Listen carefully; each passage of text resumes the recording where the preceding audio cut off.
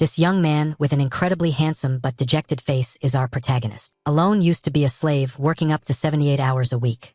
Yet now he has entered the body of a noble in a fantasy world. Sounds good, right? Well, it is.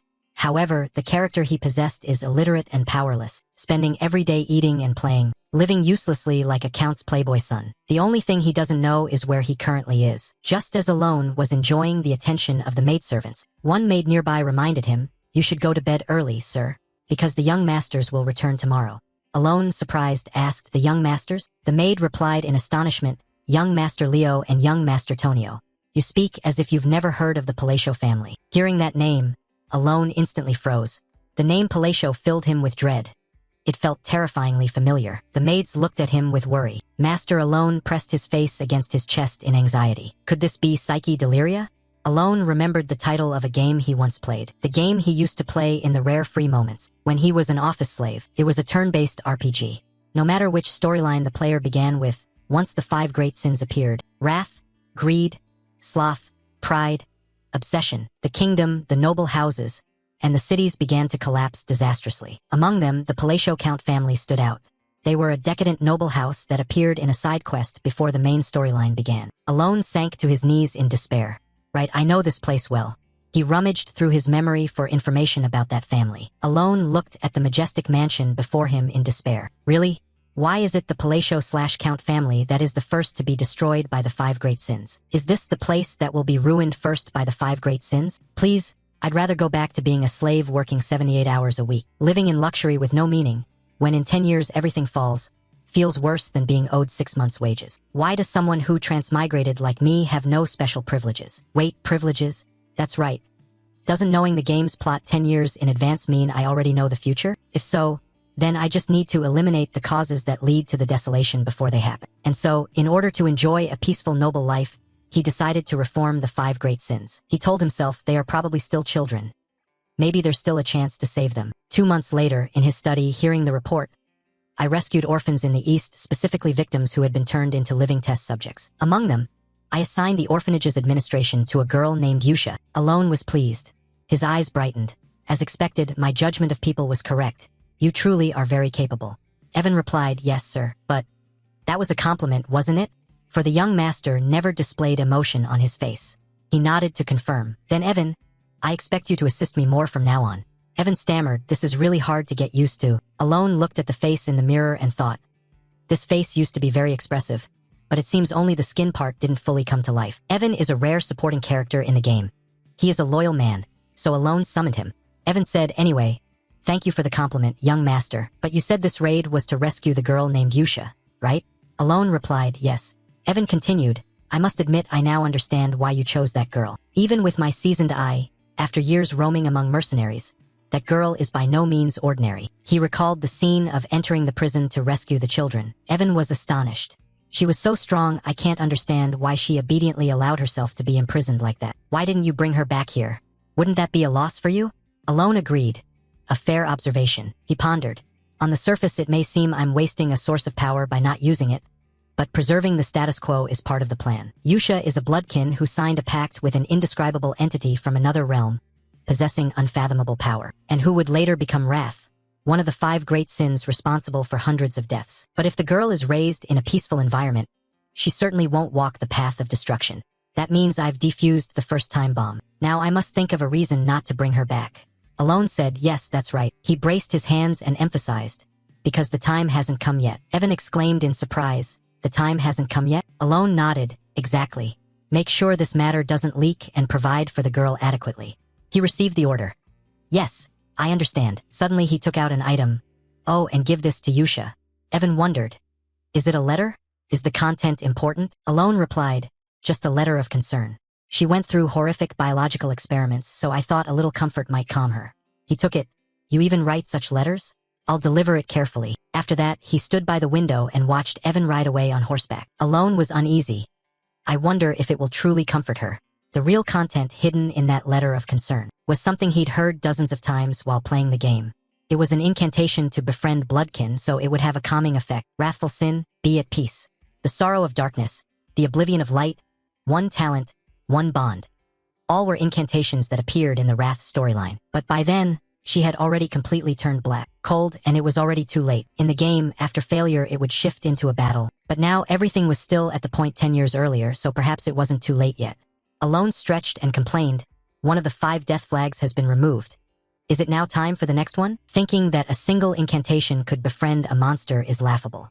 But after all, they are a species that worships otherworldly beings, so it might work. Those at the extremist edge of the cult are truly hard to fathom in their thinking. Elsewhere, Yusha sat silently holding the letter. Evan was startled. The mana still emanating from the girl was absurd, but the girl carried a strange quality, as if she had no emotion at all. She spoke. "You are the one who sent that letter, Lord Alone, right? Why didn't he call me to his side?" He panicked inwardly. What the hell? Evan stammered that. He looked at Yusha. Mana manifesting in visible form only happens at master levels. He recalled your words, "Because the time hasn't come." Evan hurriedly said, "Right, it's because it's not the right time." She immediately withdrew her hostility. The content of the letter, remember this. The sorrow of darkness, the oblivion of light will gradually fade away. Yusha was moved. That was surely a promise only the master would know. All right, I roughly understand. He was terrified, sweat running down his body from vigilance. She smiled eerily. I will obey his will. As for you, lying in bed, Alone thought, today has been truly satisfying. Even the bright moon is cheering me on. I must try hard for the next turn. Over here, a pile of books fell from the shelf onto Alone's head. He squatted on the floor and lamented. There's nothing here either. Finding clues about the third threat is giving me a headache. Evan ran over and said, Young master, we've rescued the second child you mentioned. Now there was a bump on his head. He said, Really? You made sure to treat the child well, right? He replied, Of course, sir. After that child left the illegal slave market, suddenly the door was kicked open. An aggressive man entered and said, Isn't this the place? This was the second young master of the Palacio Count family. Con. Yo? He nudged him and said, Why is an illiterate like you holding a book? Oh right, I heard you've been studying lately, haven't you? He glared, Where's your older brother? Alone thought to himself, He's always such a nuisance. How did I endure this before? I wanted to resist, but I immediately acted obediently and bowed my head. It seems you still want to use the library, so I'll take my leave. Tonio triumphantly stepped on his head. You know your place? Huh? Suddenly, a knife flew across by him. Looking closely, the knife was embedded in the wall. At that moment, someone entered from afar and said coldly, You pests are being too loud. Tonio felt extremely annoyed. The eldest young master approached, pointed at them, and said sternly, I don't want to see blood first thing in the morning, so get out. This was the eldest young master, Leo Palacio. Immediately, the two of them rushed at each other. Brother, I told you to drop that rude attitude when entering the library. Leo replied, Get out while you still can. Alone quietly slipped away on the side. The Palacio domain had disappeared from the game quickly. Alone recalled his mission, investigate the Palacio domain of the Kingdom of Asteria. It was a place rife with vice, led by an organization called Avalon, but their power was greater than he expected. Essentially, these rotten brothers were vying for the headship. One was a major figure in the underworld, the other ran a large-scale drug enterprise. Alone thought to himself that, for the sake of his life, he couldn't confront both of them. So he and Evan quietly let the two fight each other and slipped out. Inside the library, fierce battles raged non-stop, objects flying everywhere. Evan straightened his hair for him. Alone thought to himself that he would live happily with the role of a weak, worthless, illegitimate son. After that, he returned to his room, letting out a weary groan. Still, the second child was by no means ordinary. Alone, relaxing, turned to look at him in puzzlement. Evan wondered, how could someone like this know about the illegal slave market and the secret biological experiments happening in other lands? How on earth? On the other side, he yawned lazily, seeming hard to control himself, still lying in bed complaining. So tired. Evan spoke up suddenly. Young master, you really are strange. You sent that child to the orphanage. Alone did not look at him. He wondered. Did he say that child is not ordinary? That boy was not merely extraordinary but possessed a level of destruction. Within an allied empire made up of many nations, the center was the kingdom of Callion. The child we rescued from the illegal slave market was the second incarnation of Psyche Deliria, Deus MacAllan. After being sold into slavery and tortured, moved from place to place, he became the embodiment of one of the 5 great sins, sloth. He transformed like a demon and then destroyed nations in the most horrific ways one could imagine. At this stage of the storyline, many players were shocked by the game's brutality. Contrary to the title Sloth, he was actually extremely industrious and would reciprocate both kindness and vengeance many times over. That's why I had to emphasize to Evan to treat Deus very kindly. He trembled, holding his teacup, and marveled. So vivid. Alone said calmly, The reason I sent him to the orphanage is because the time hasn't come. Evan replied, I had thought of that before. So the letter you sent to Yusha was about the second child? Alone recalled the letter and answered, yes, and I also included some casual talk. I told the girl to look after the slightly frail child I sent. The boy's figure there looked so lonely, his whole body covered in wounds. At that moment, a pair of small feet approached. A voice sounded from behind Deus. You're broken. The voice remained calm as it rang out. It was the trace of that thing.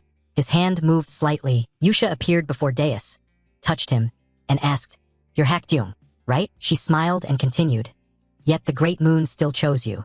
Congratulations. Yusha grinned in a witch-like, sinister smile, her entire body radiating powerful magic. So feel the bestowed power and let your potential be unleashed. She reached out toward Deus and smiled. If you keep your loyalty and follow his orders, you will be avenged. At that moment, strands of magic gradually emanated from behind him. Yusha smiled as she looked up at the letter. Now I should send my first reply. Under the moonlight, Alone's written lines appeared. She wanted to send him a gentle greeting. At the Count's manor where they lived, Evan opened the door and entered. Alone was still muttering. Where is the third person after all? He suddenly said, Big trouble, sir. Evan continued, That scumbag. No, I mean the second young master. Alone heard that and looked up. What? Did you say that one is dead?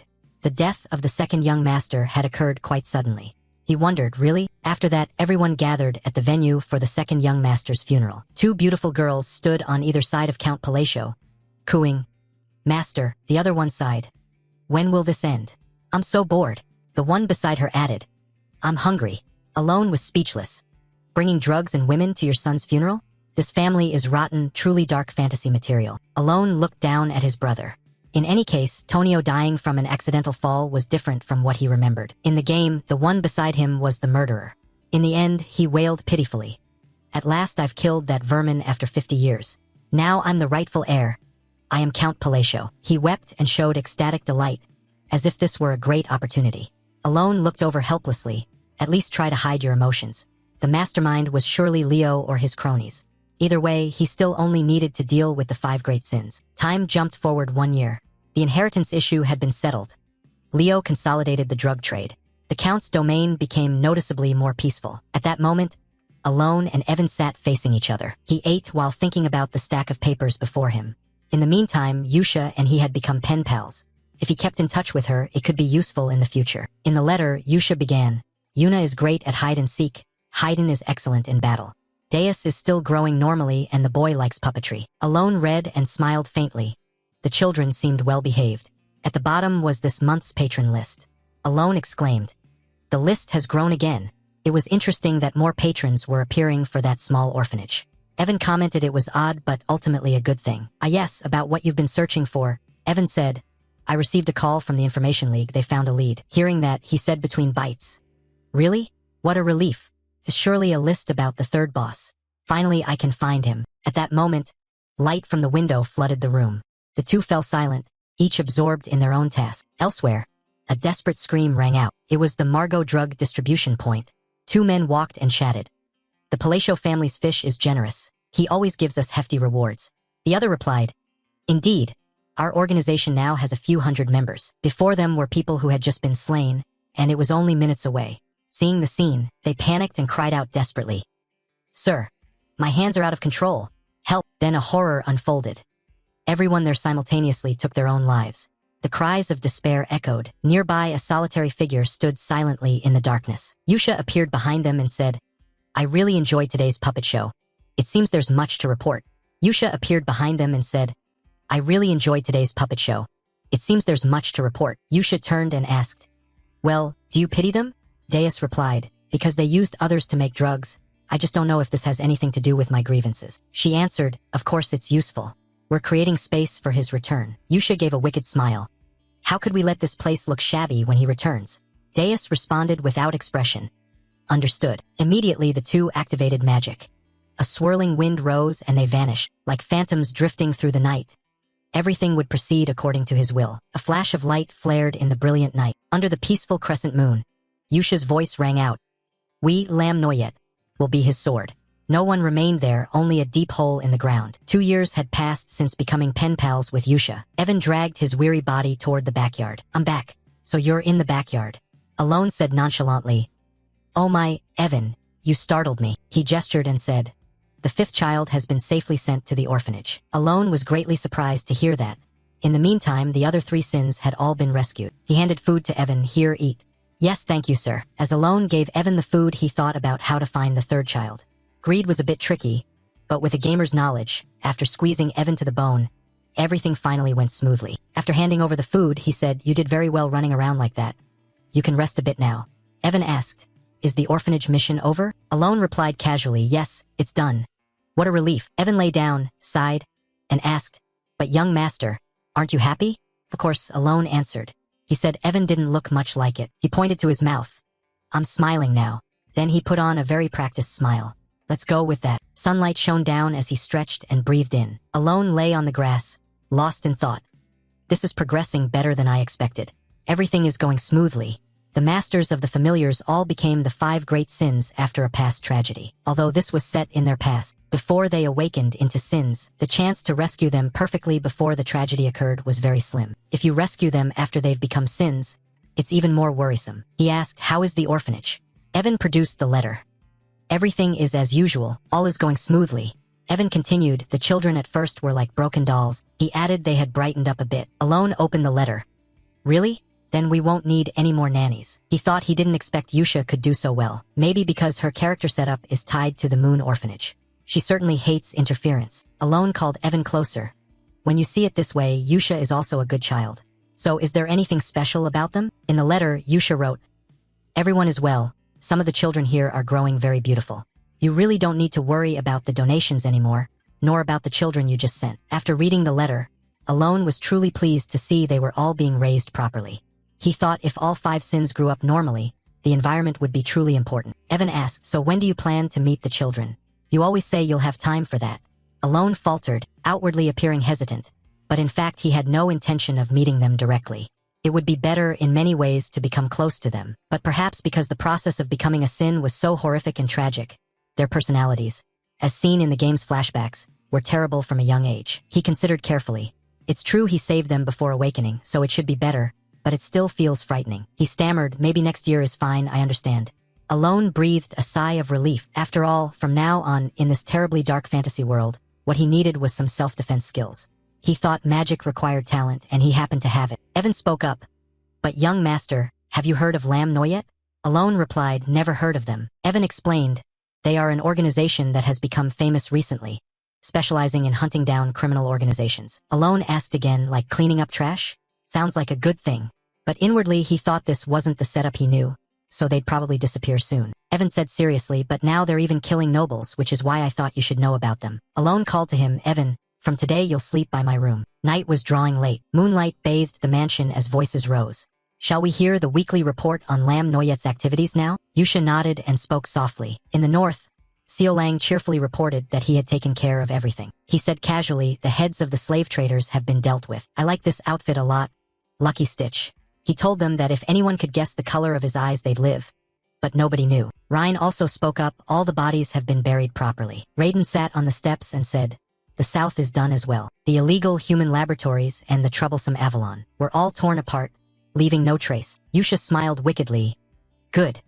Everything is going according to his plan. We exist for the glory of the Great Moon. They all belong to the secret Lam Noyet organization, worshippers of the Great Moon. However, a problem has surfaced." Yusha said, "Under his will everything is perfect, so how can there be a problem?" Verimu reported that the leader of Avalon is the Count's eldest son. During the Southern Purge, a dangerous document was uncovered. It seems the Count's eldest son is plotting against him. This surprised Yusha, but she showed little outward reaction. What? A demonic power radiated from her entire body. Indeed, even those nearby felt terrified of it. She held up the piece of paper. After the Count fell ill and died, he had been quietly poisoned. She crushed the paper in anger. "Really? You were right." 2 years later, as predicted, Count Palacio passed away. The official cause was announced as cardiac arrest, but given the drug abuse that led to his death, it was too obvious. A voice exclaimed, "What? Lam Noyet again?" Alone listened quietly. "Yes, they assassinated him at night. Another killing, then." Alone thought they seemed to be getting more cautious about Lam Noyet. Moreover, the Count's funeral had no mourners. It ended quietly in absolute silence. Everyone left coldly. Evan asked, "Young master, what should we do?" "Next year the commoner, the eldest son, will inherit the title? What's with all this luggage?" Alone was packing. "You pack up too." Evan was surprised. Go where? Are you leaving the manor? Alone replied, not exactly, we're heading south. After packing, Evan wondered, south, you mean Rodmill, right? They planned to move to a small village in the southern part of Palacio's territory, namely Rodmill. Meanwhile, someone stood on the upper floor watching his every movement. Leo had been observing from beginning to end but said nothing. The delicious fried eggs and bread sizzling in the pan. The two happily fried eggs until everyone was craving them. But that happy life didn't last long. After 3 days, the two had to return to the Count's manor. Alone tore at his hair and complained, "What now? Another funeral for the eldest son." He said gloomily, "I can't believe we have to go back to this bloodstained place. The signs of death this time are very different." "How did he die?" Alone looked at Leo lying in the coffin. The cause of death was a sword thrust to the heart. Alone thought, who could do such a thing? Who killed Leo? At that moment, Leo turned and asked the cause of death. The guards were immediately terrified, jolting with fear. "Sorry for looking at you." Alone was also stunned, not understanding what had suddenly come over them. He quietly passed through the crowd. Evan followed and called, "Young master." He asked softly, "Evan, have you found anything?" "Well, about that, young master, could it be?" Evan whispered, "Are you the one who wiped out Avalon in a single night?" Hearing that, Alone turned to look at the servants moving around, seeing only their confused expressions. A few days earlier, during the trip to Rodmill, Evan spoke up. "By the way, young master, if you're leaving too, why not choose a better city?" Alone thought to himself, "No, absolutely not. Rodmill is the final location in my plan." He had rescued the 5 great sins from their circumstances and prevented the world's future destruction. Rodmill has no ties to the original storyline, and it even has a palatial villa, a perfect place to live comfortably like a noble, to enjoy a sweet life. Alone said in a low voice, "There is a reason for everything." Evan immediately cut in, "I won't be fooled anymore. You always ignore things when you're preoccupied." Alone clicked his tongue. "Let's just say that." The carriage drove out of the Count's manor. Leo had witnessed everything, pondering in his mind whether he should kill him or not. After all, whether he was here or not was useless.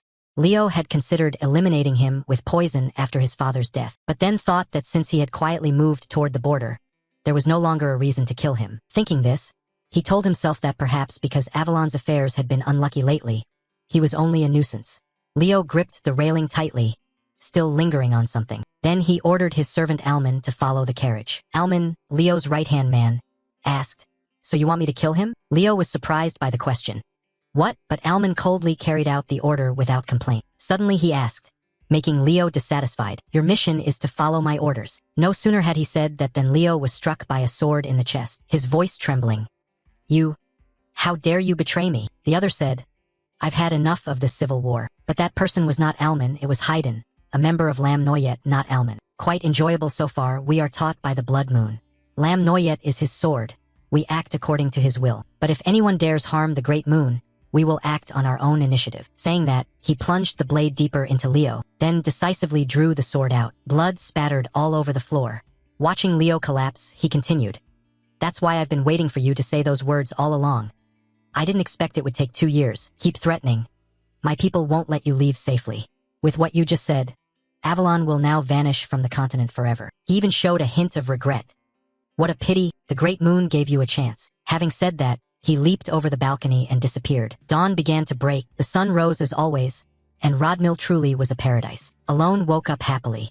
"Good morning." He admired the peaceful scene of another day, eating when he wanted and enjoying the dishes he liked. At last he could enjoy the life of a true noble. While eating he thought, maybe I should start a bread business. Evan entered with a letter in hand. "Young master, a letter has arrived." Taking it, Alone wondered, "What's this?" The piece of bread in his hand fell onto the table. The letter stated that after Leo's death, Palace Io requested his return, and the string of free paradise days ended after only 3 days. So Alone sadly stood before his brother's funeral, returning to the manor once again. Looking at the fearful faces before him, he wondered why everyone was reacting that way. Evan said, "Young master, since when did you become the mastermind who wiped out Avalon?" Alone was also bewildered by the question. In retrospect, he had fallen into a continuous simulation, full of crazy scenarios. Alone sat curled up in a corner, dejected. "Hey, Duong Dung, can you explain to me in a way I can understand why I became the mastermind?" Evan said calmly, "Because you were the only one left alive after this. Leo was murdered right after we left the manor, giving you a perfect alibi and making you the heir." Alone went blank upon hearing this, realizing the problem. Evan continued to explain. "Avalon disappeared, There's no one left to complicate Leo's death. And just like that, you became the mastermind of the case with a master swordsman under your command. Happy now? What's with that outfit? Alone thought, God, when did I start all this? No organization could erase an underworld boss that fast. Alone asked, didn't you say there was an organization that hunts other organizations? You mean Lam Noyet? Right. But you think that's correct, don't you? Evan said the Intelligence Council reported that's not the case. They said Lam Noyet doesn't leave bodies, only symbols, whereas the members of Avalon were all killed by the sword, like a scene of hell on earth. That's why I'm viewed as the mastermind with a swordsman expert under me. Exactly. Lam Noyet doesn't appear in the game. It's impossible for a weak organization to vanish before the main storyline begins. So who is it? Yusha on this side interrogated. Any traces? Yusha on this side interrogated. Any traces? Xiaolang also spoke up. Me too. He laughed gleefully. It's nothing but corpses there. The door opened, and a familiar voice rang out. We're here. Deus's men also arrived. The remaining Avalon force numbered 486. Deus spoke up exactly as the boss intended. He laughed and said, we cut them in two. After hearing everyone's report, Yusha was extremely satisfied. Perfect. Excellent. And so, Avalon, the colossal organization that once dominated the kingdom of Asteria, turned to dust in just 5 days. Deus interjected. However, it seems the cleanup isn't finished. What do you mean? He held up a stack of documents. I found more nobles linked to Avalon. The Duchy of Altia appears to be deeply involved. After hearing this, Yusha fell silent for a moment. She opened the files Deus handed her, exuding her usual menace. You know what I'm about to say, don't you? Everyone understood her implication. No one added anything. Deus said, let's handle them quietly. Yusha exhaled once, then turned to Rhine. The Intelligence Council has confirmed everything, right? Rhine held the paper. Yes. They're treating this case as unrelated to Lam Noyet. Deus added, other guilds say the same, they call it a swordsman's hell. Yusha asked, do we continue surveillance? She smiled faintly.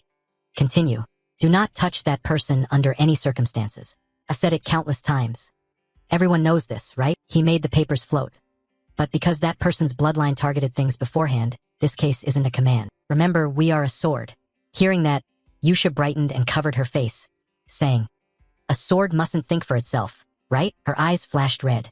Facing the window, she said, Lam Noyet must act on orders. Remember, this person knows everything. The four over there also looked up tensely. Her voice was resolute. Never disappoint that person. Deus looked at Yusha, puzzled. I don't understand. Someone as superior as you is anxious and restless just because we're exposed? Then he raised the stack of papers and said, I get it. It's all for the great moon, for that person.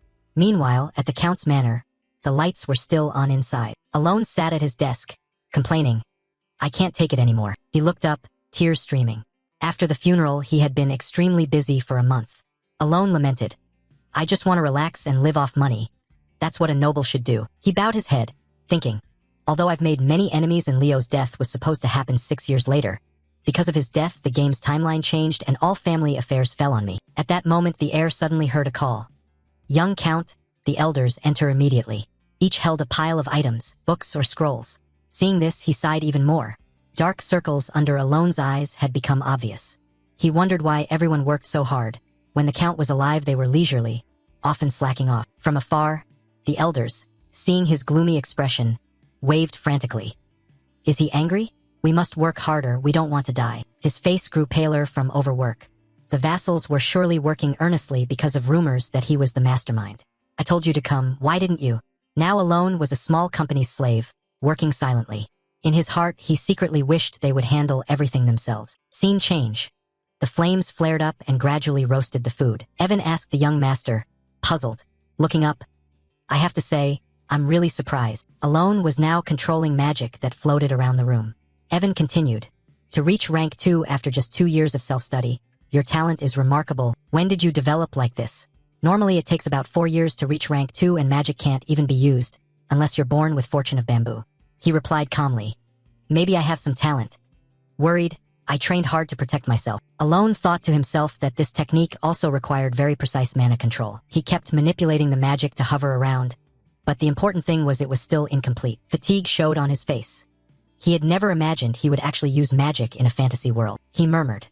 At first I was excited, thinking once the plan was finished there would be no more danger, so I'd slow down studying. Then the magic orb rose, but recently survival became a real issue. he realized a painful truth that brought tears to his eyes. His mana well was extremely small. Alone complained that nothing was effective. At that point, he recalled information about it. A person's mana well is innate, like an athlete's body type fixed from birth, and his mana well was so slight that thinking about it caused him intense pain. He realized the truth. It was so small that training couldn't help. While eating and thinking that, if all other methods failed, there was one other way, Evan picked up the letter and said, "Oh right, an invitation to a dance has arrived for the young master." Hearing that, he turned to look toward the ball. At that moment, the ball had arrived, held at a luxurious residence. Around them, the nobles had all gathered. He dressed in his count's attire and entered with Evan. As soon as he stepped in, he sighed. "Phew, I'm exhausted." This was just a typical dance to network among nobles, held in the southern region of the Kingdom of Asteria. Since he would soon become a count, he might as well use the opportunity to build some connections. Alone adjusted the scarf at his neck and entered. Evan behind him was eating a pile of food and asked, "What are you doing?" He thought to himself that befriending nobles was important for his peaceful future. But as Alone approached, everyone nearby was frightened by his appearance and hurriedly stepped aside. Then he reached out to greet a nearby man, who immediately panicked, and the whole crowd fled as if chased by a ghost. Evan beside him couldn't help but laugh and comfort him. Don't be upset." He watched and thought, "Upset? Not really, I anticipated this." So he said, "Evan, I'm leaving." With that, he turned and walked away. He knew he'd be ignored because his dignity no longer matched the glory of his illustrious ancestor, now the black sheep of the East. But he hadn't come unprepared. Alone raised his wine glass, thinking he'd handle the situation with the social skills he had secretly practiced. He spoke. "This wine has a distinctive flavor." A nearby girl turned at the remark, but her face grew very frightened. He lowered his voice. "Particularly, the aroma seems different." Alone smiled faintly, looking like a demon.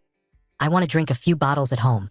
Yet inwardly he thought it was a friendly smile, a necessary gesture for socializing. The girl opposite saw his expression and went pale, trembling, then ran off in panic. "I'll speak with my father and prepare it right away." Alone watched in confusion, thinking, wait, no, people behind whispered about Alone. He'd threatened her to get a limited edition bottle worse than his brother's, a bigger rogue. Evan beside him slapped his shoulder to stifle a laugh. He still tried to deny reality. She must just be shy. After that, they left. Evan said, "Your spoils have increased again." He ate heartily as he listed an impressive inventory. A fine horse from Paldeon, Fenian orange tea, metal crafted by Valanda, specialty wine from Malatino. Truly an impressive list. Meanwhile, the protagonist brooded, so the name Palacio has a worse reputation than he thought. Rumor had it he killed his reckless brothers. He seemed to have become someone everyone avoided. Goodbye diplomacy for now. Was it just him who noticed, or had he grown more distant from others? He said wearily, "I'll go get some air." Evan stood still and said, "Yes." Behind them, a red-haired girl quietly watched him. She looked at him as if lost in thought, then went outside and leaned on the railing to look around. He kept wondering, where did it go wrong? Just then a voice called, "Hello. May I speak with you for a moment?" Alone was startled and turned. "Someone just spoke to me? Who is it?" But when he turned, he saw no one. Then suddenly a voice sounded again. He looked down in surprise. A petite girl had appeared before him. She introduced herself. Loria, the third daughter of Duke Altia. Hearing the name, he murmured to himself, "Altia, of course." Alone said, "Yes, hello." The Altia family is one of the three great villains of the realm, the black sheep of the north. Alone thought to himself that anyone who approaches him first is unusual. He looked at the small girl and wondered, why don't I remember her? He didn't recall seeing her in the game.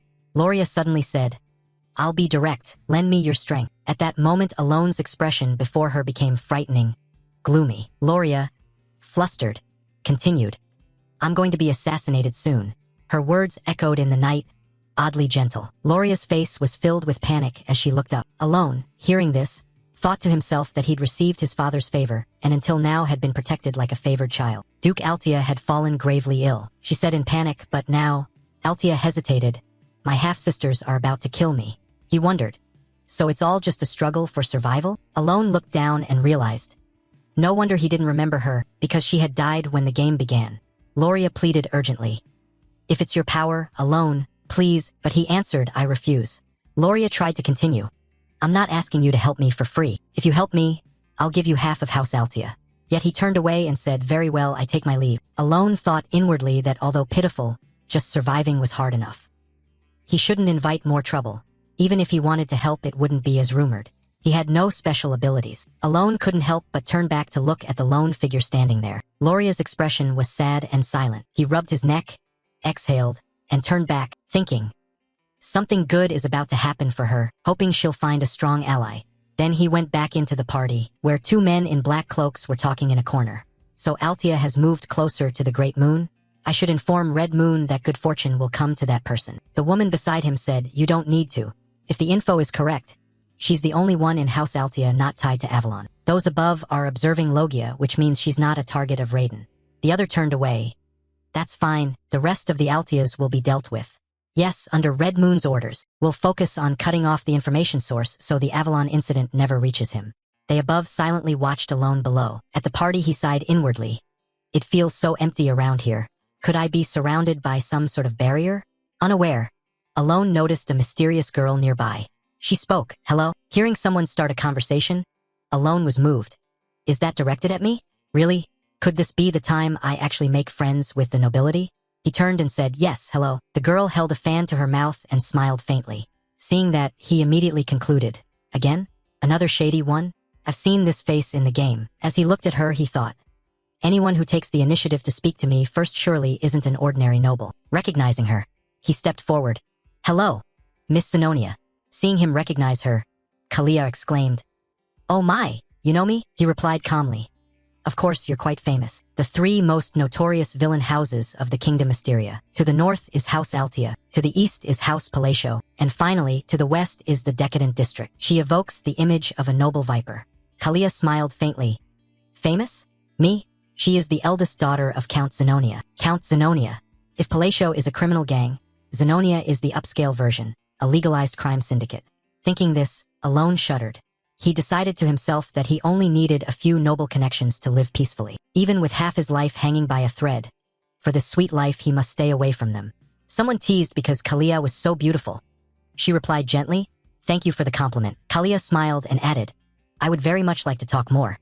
What do you think? Alone answered calmly, I would like that too. But too many eyes are watching.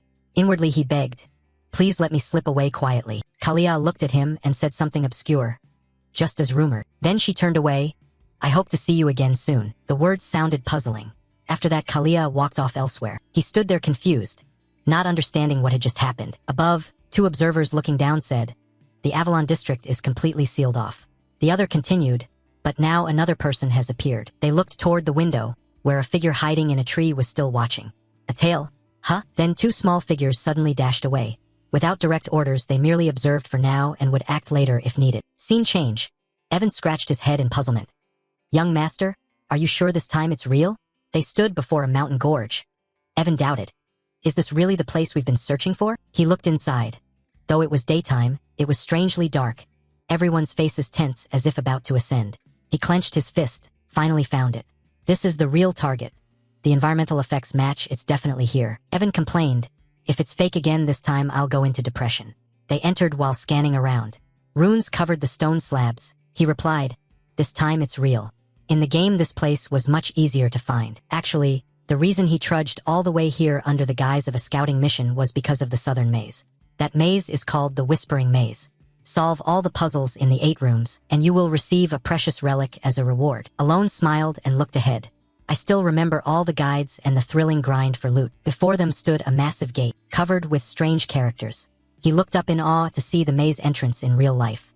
Though he'd grown tired of this place in the game, standing before it felt entirely different. Evan exclaimed in surprise, this gorge looks like it was hand-carved by people.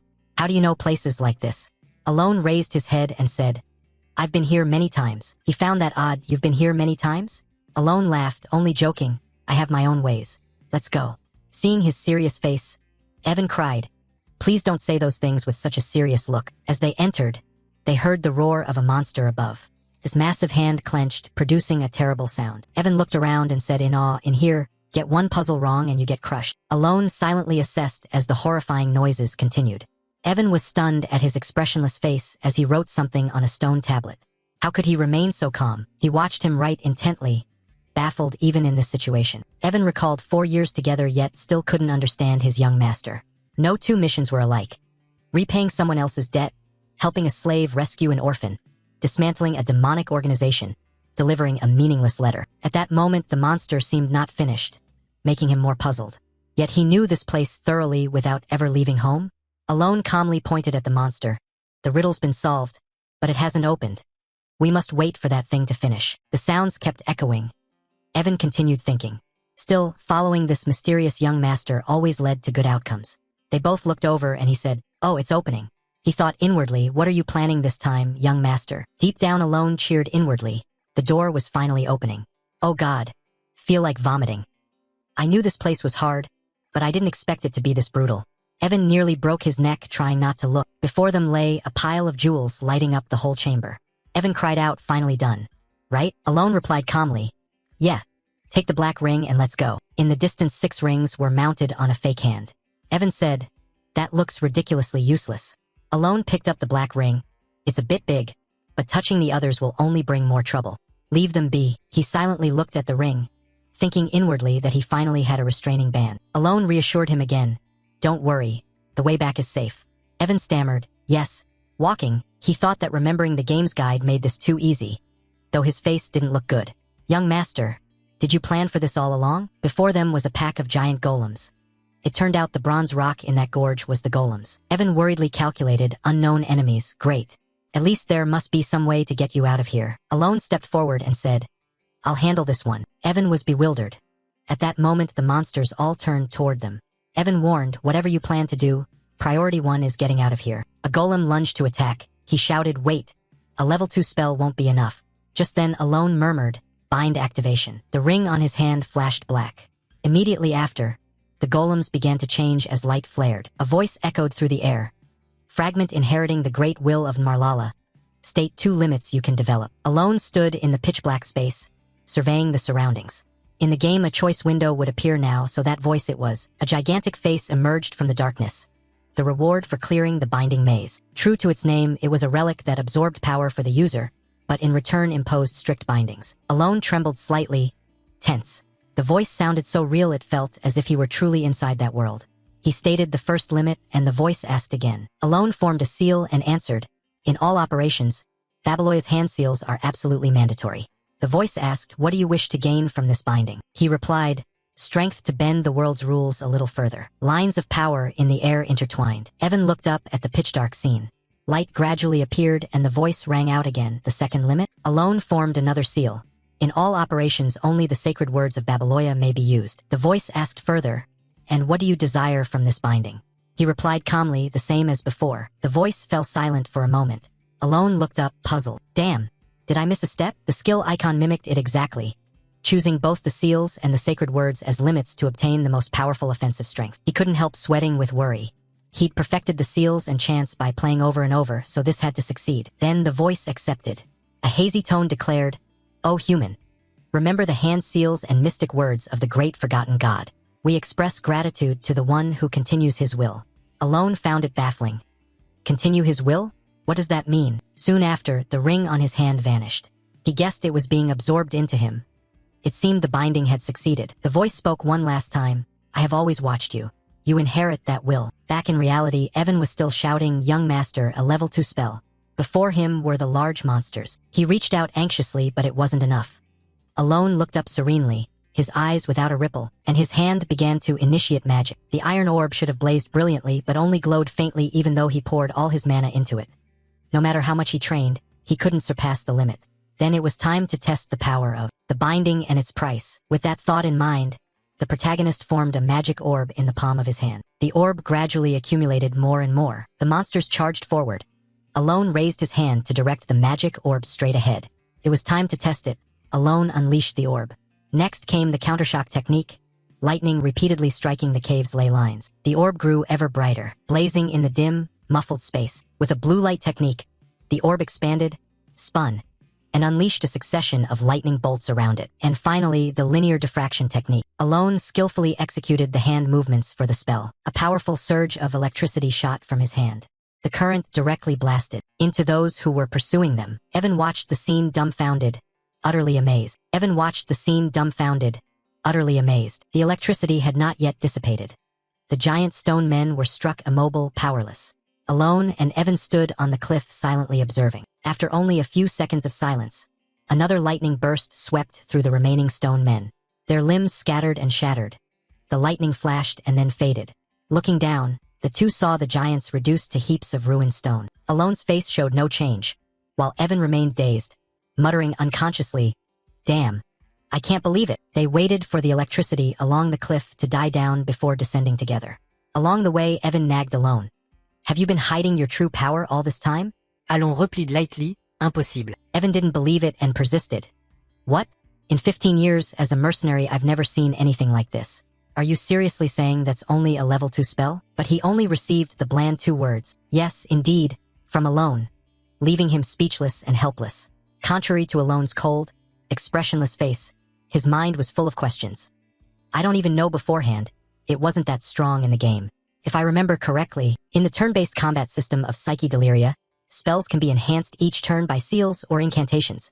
In a turn-based system, each victory and completion of a battle grants the in-game character a 10% attack increase. And in the recent fight with the Stone Giants, this was a chain examination spell using 4 seals and incantations.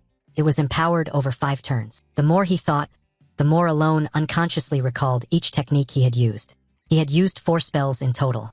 The accumulated lightning was amplified and configured to form a suitable pattern for a large area examination spell. In return, the limitation was that hand seals and incantations were required for every spell, but in exchange you gained superior power. Thinking of this, Alone vaguely heard a strange voice in his head. "O forgotten mortal who still remembers the seals and mysteries of the great god, we thank you for inheriting his will." Thinking it over, he drew a conclusion for himself. That's probably why the spells were amplified many times over. Throughout the walkout, Alone's mind was tangled with thoughts. Still, the power of this level 2 magic is excessive, far beyond expectations. Even I am surprised. Evan followed behind and finally exhaled.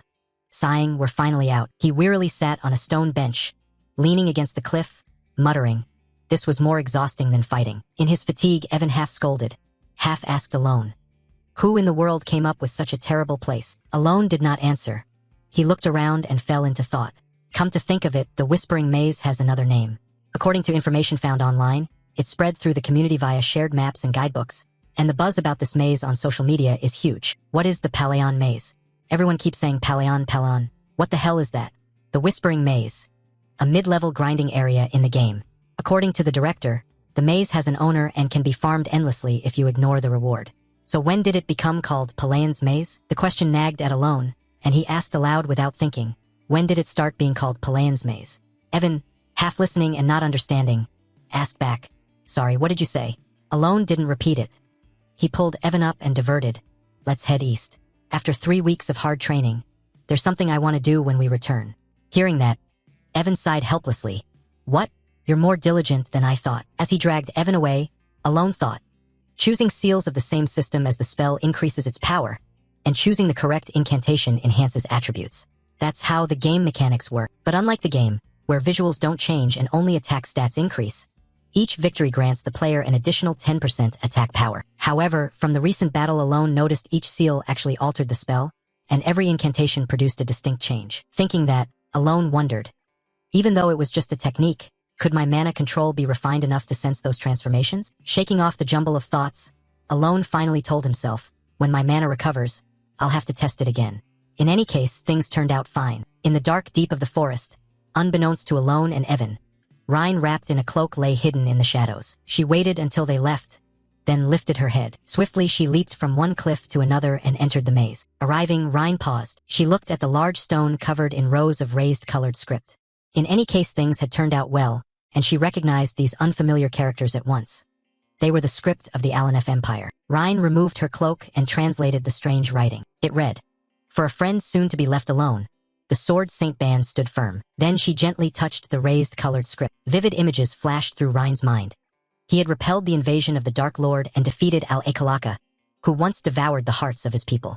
The Radiant Emperor, Great Banon, always lived in the hearts of the people, valiantly fighting with the divine sword against the vicious Great Dragon. Then the scene rewound to Rhine herself hovering above, surrounded by books fluttering about, a voice echoing in her head repeating, "I know all, for I was born with a great mission in the ancient library." Back in reality, Rhine remembered earlier standing on the cliff looking down at Alone and felt she had realized something.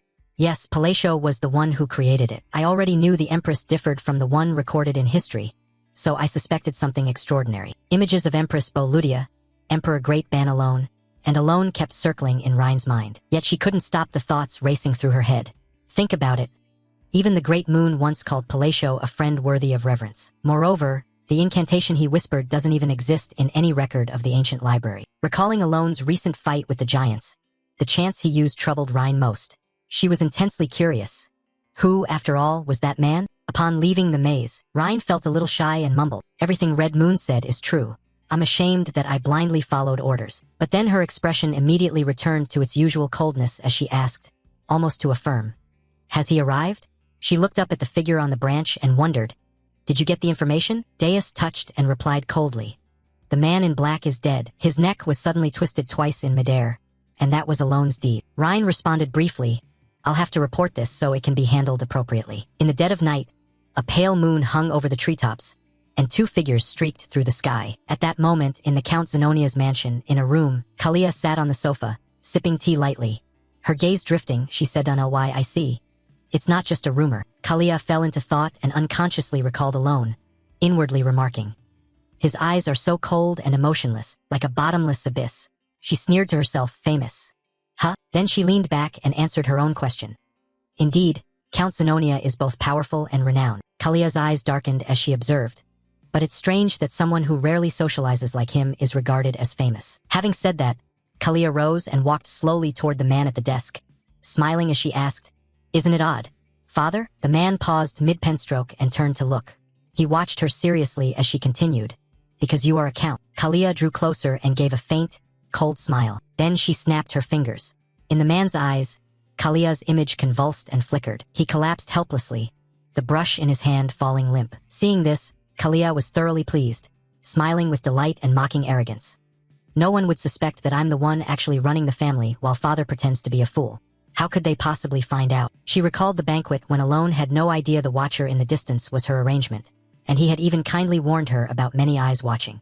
Kalia privately thought with amusement, "Even the spy I planted seems to have been discovered." Just then, a guard rushed in, out of breath, calling, "Miss Kalia." She leaned against the wall, hands on her hips, and asked, "What's the matter?"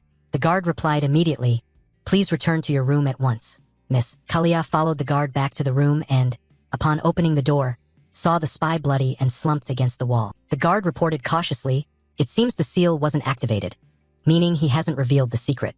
Kalia said sternly, "He intentionally placed it in my room." She paused, leaving the sentence unfinished.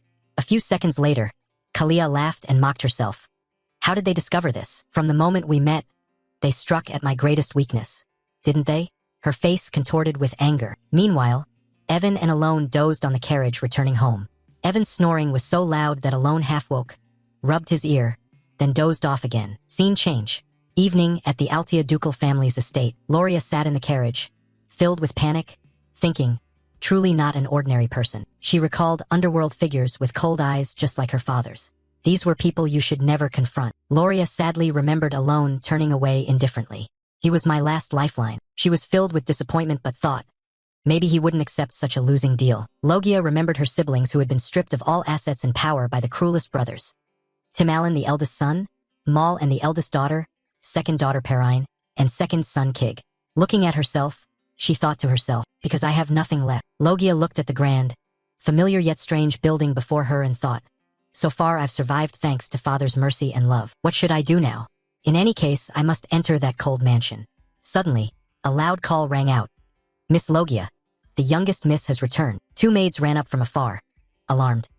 Miss Perrine and young Master Kig are dead." Hearing this, Loria went pale. What? The images of those two flashed in her mind. People willing to stab even their own family. Themselves? That makes no sense, Loria murmured. What about Tim Allen and Maulin? Immediately, a piercing scream rang out. The servants rushed toward the sound. Everyone was horrified to see the two of them stabbing at each other with swords. Chaos erupted. Loria froze, asking herself, what's happening? They did not know that, on the roof, a small figure had already fled like lightning, smiling coldly, finished the job and then leapt away without a trace. The servants scattered in panic.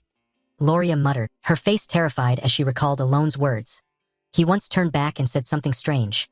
Good things will happen. Alone's expression now was terrifying, hiding and waiting for the right moment, concealing his claws to seize power. The true power behind the Count's family had arrived. She trembled in fear. Is that what you mean? Like him, I became the sole heir of the duchy overnight. After a moment, Loria exhaled. She thought to herself, I don't know what kind of unreasonable demon I signed a contract with, but there's no turning back. Gloria immediately turned and set her jaw. What if I betray him? There have been too many precedents. I have no choice but to continue down the path I've chosen. Time jumped ahead 2 months. At Alone's mansion, a man entered respectfully. I come by order of the Duke of Altea. Alone was surprised. The Duke of Altea? Evan beside him peered curiously and exclaimed when he saw an extremely rare bottle of wine. He'd heard each bottle was worth thousands of gold, and he couldn't believe he was seeing one in person. A letter was tucked alongside it. Alone was astonished. Addressed to Loria Altea? Not the Duke, but Loria the youngest? She prepared this? Why send it to me while I'm struggling to survive on the run? He asked the man, was this really meant for me? The man bowed. Yes. The Duke prepared it personally and ordered me to deliver it by hand. Hearing this, Alone jolted. The Duke himself? Wait, so Loria, the youngest, has become Duke Altea without even you realizing? At that moment, she was focused on paperwork at her desk. After a while, Loria stretched. 2 months passed so quickly. She couldn't help but recall that after their father's funeral, he had died of illness. She had taken the succession oath and become Duke. Loria rose, lamenting. At first I couldn't even enter this office. She still couldn't forget that horrific night. Even though her siblings died suddenly, she avoided suspicion because she had an alibi, the ball. At that time, even her secret organization had been eliminated by her siblings. So returning to the mansion, that day should have been when she was most in danger. Loria was bewildered and terrified. By the time she learned the truth, it was too late. She reeled, thinking, did he exploit this entire situation? She pictured the scene again. Outwardly, he refused coldly, but then he handled everything perfectly. Recalling it, Loria couldn't help but be puzzled. Just how many steps ahead had he been thinking? I was so afraid of bothering anyone that I didn't even announce the funeral. So she walked alone through the lavish mansion. Clearly, he needed Altea for some plan, which is why he came to me. As she walked, Loria thought, even though I've united the organizations under Altea, it's still no match for the power he's hiding. She suspected inwardly, he wants something else from me. Alone's image rose in her mind. An underworld boss who built influence through business alone. If it's something he lacks but I possess, his figure seemed to grow darker. Alone's image appeared again. An underworld boss who built influence through business alone. If it's something he lacks but I possess. His image grew even darker. Manipulating politics from the shadows, Altea's reputation? Loria looked up at the portrait on the wall. For now, I must focus on what needs to be done. She turned and stood before the Duke's portrait, thinking to herself, my benefactor will contact me soon. Loria smiled faintly. I hope the token of thanks pleases you. On the other side, the man bowed and left the Duke's chamber. Then I shall take my leave. Alone was still puzzled. Loria was once threatened with murder, so how did he become a Duke now? Something's off. Evan beside him cocked his head in curiosity. Everything was unfolding strangely. Time moved forward a few months into winter, 5 years before the principals began. As Alone was walking, someone suddenly called out, young master. Evan ran over and asked, young master, no, you're a count now, right? He replied, although the succession ceremony hasn't occurred yet, the new year has arrived, so I may use the title. Alone felt disheartened inside. His grand life plan never included becoming a count. It was to follow Seidel's splendid rule. Conquer Jayat Emin, avoid succession disputes, and travel America style. However, he grew used to it and he made the most of the aristocratic benefits, which turned out to be better than he'd expected. Evan handed over a letter. This is a letter from Yusha. As Alone entered the room, he asked, by the way, any news about Leo's assassins? He answered, nothing definitive yet. The Information Guild is investigating thoroughly. We'll have to wait and see. Then they sat at the table and Evan asked, so what is your intention, sir? Not to take revenge, I hope? He thought, anything that differs from the game must be a butterfly effect I caused. Alone said, just to guard against unforeseen situations. Evan suddenly laughed. You looked very much like a count just now. He sighed in response. Let's say that's the case. Alone looked at the letter and wondered. I wonder what it's about this time. At that moment, the letter's contents appeared. How are you, sir? We're all well as usual. Everyone is immersed in their own hobbies. In particular, Deuce's puppet play has reached a truly high level. Over there, they were also very happy. Xiao Lang was engrossed in gaming with friends. And the other members, Ryan has been quietly reading lately but often inventing things. Raiden has taken a liking to landscape decoration. After reading the letter, Alone smiled gently.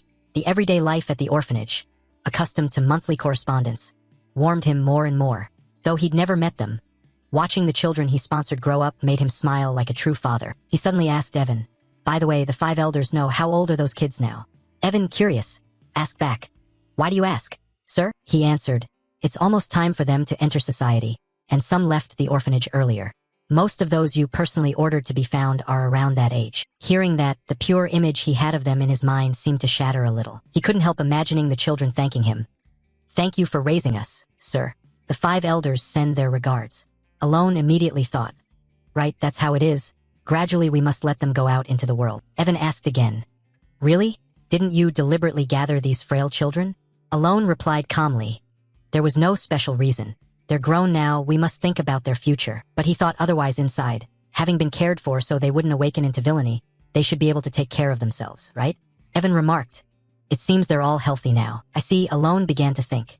In each boss battle, the narration revealed a brief overview of their abilities. Yusha has talent in faith. Then that gloomy boy, Deus, has talent in swordsmanship. Next is Ryan with talent for research. Then the beast child Xiaolang with talent for combat. And finally Raiden, who has the apostle's ability. Alone suddenly picked up a box. If he placed them in the right positions, wouldn't they be capable of holding key posts? He thought of those kids and mused. Since it's already done, giving each of them a gift would probably make them happy. After all, I did promise to give them something. A while later, time shifted to the late afternoon. The sunset cast its light on the mansion. Alone sat at his desk, stretched and sighed. All done. Evan, still with saliva on his mouth, ran off saying, "Then I'm off." Alone watched him go, thinking, "If things go smoothly from now on, will I receive even a small share of the benefits?" At that moment, small birds flew peacefully across the sky. "Children, take this letter and step out into the wider world." Cut to the children Alone referred to. His instruction felt like an order. Yusha kept a cold expression but blushed as she read the letter. This time, the directives were sent individually. All 5 of them were holding their letters. Deus maintained his cold demeanor, calmly reading his letter. Xiaolang hopped around with joy upon receiving his. Ryan smiled gently, while Raiden remained silent, and Yusha lowered her eyes, staring at the letter with unreadable feelings. In the room, everyone gathered and focused on the paper in their hands. The orders had arrived.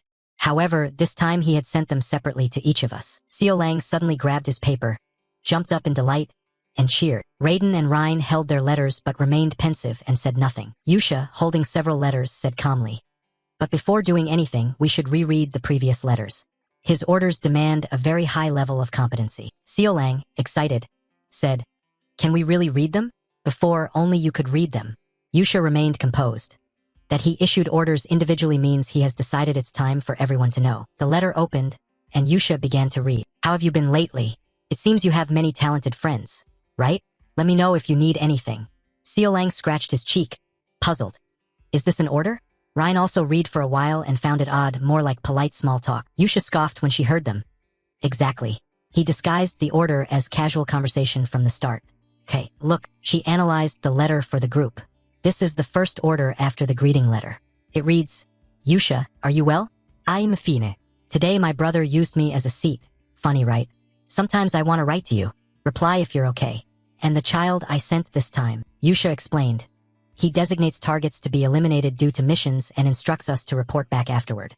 The letter continued, "Thank you for replying. I hope you can tell me what happens at the orphanage each month. I entrust that place to you. You all will be fine together." Yusha continued, "This is when he entrusts Lam Noyet to me. As you can see, he personally chose all of you." Everyone around immediately gaped in astonishment. Deus, hearing Yusha, showed understanding. "I see. It's to prevent information leaks?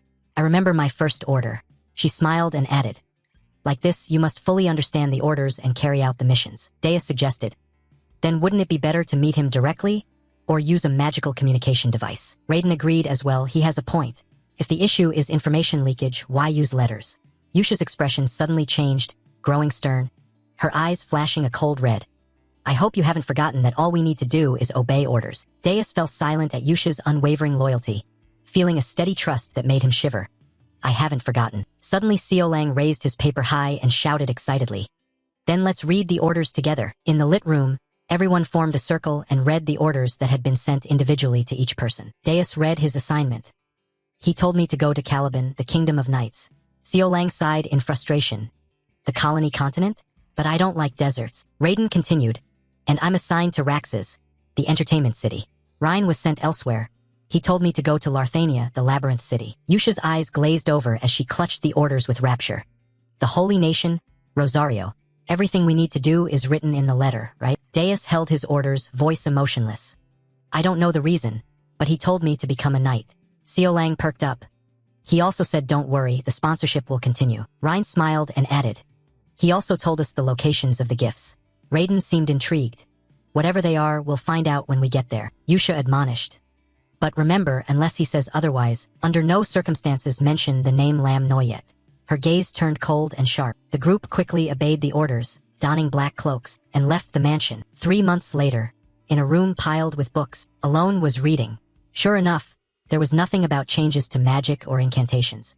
I'll have to experiment myself. He turned to Evan and asked, any progress on gathering information about who killed Leo? Evan replied, the Intelligence Guild says they still haven't found anything. Alone felt a little disappointed. Is that so? He propped his chin on his hand and thought, it seems the butterfly effect has slipped beyond my control.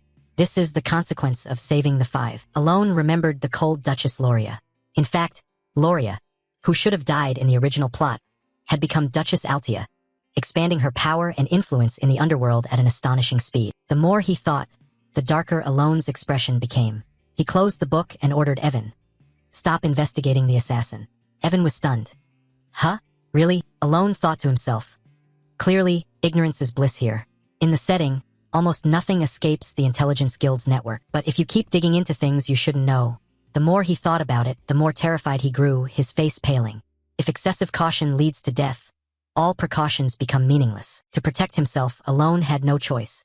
After all, secret organizations like that won't harm him as long as he doesn't interfere with their affairs. There's no reason for them to attack unless he approaches them first. Alone told Evan. At this rate, continuing is pointless.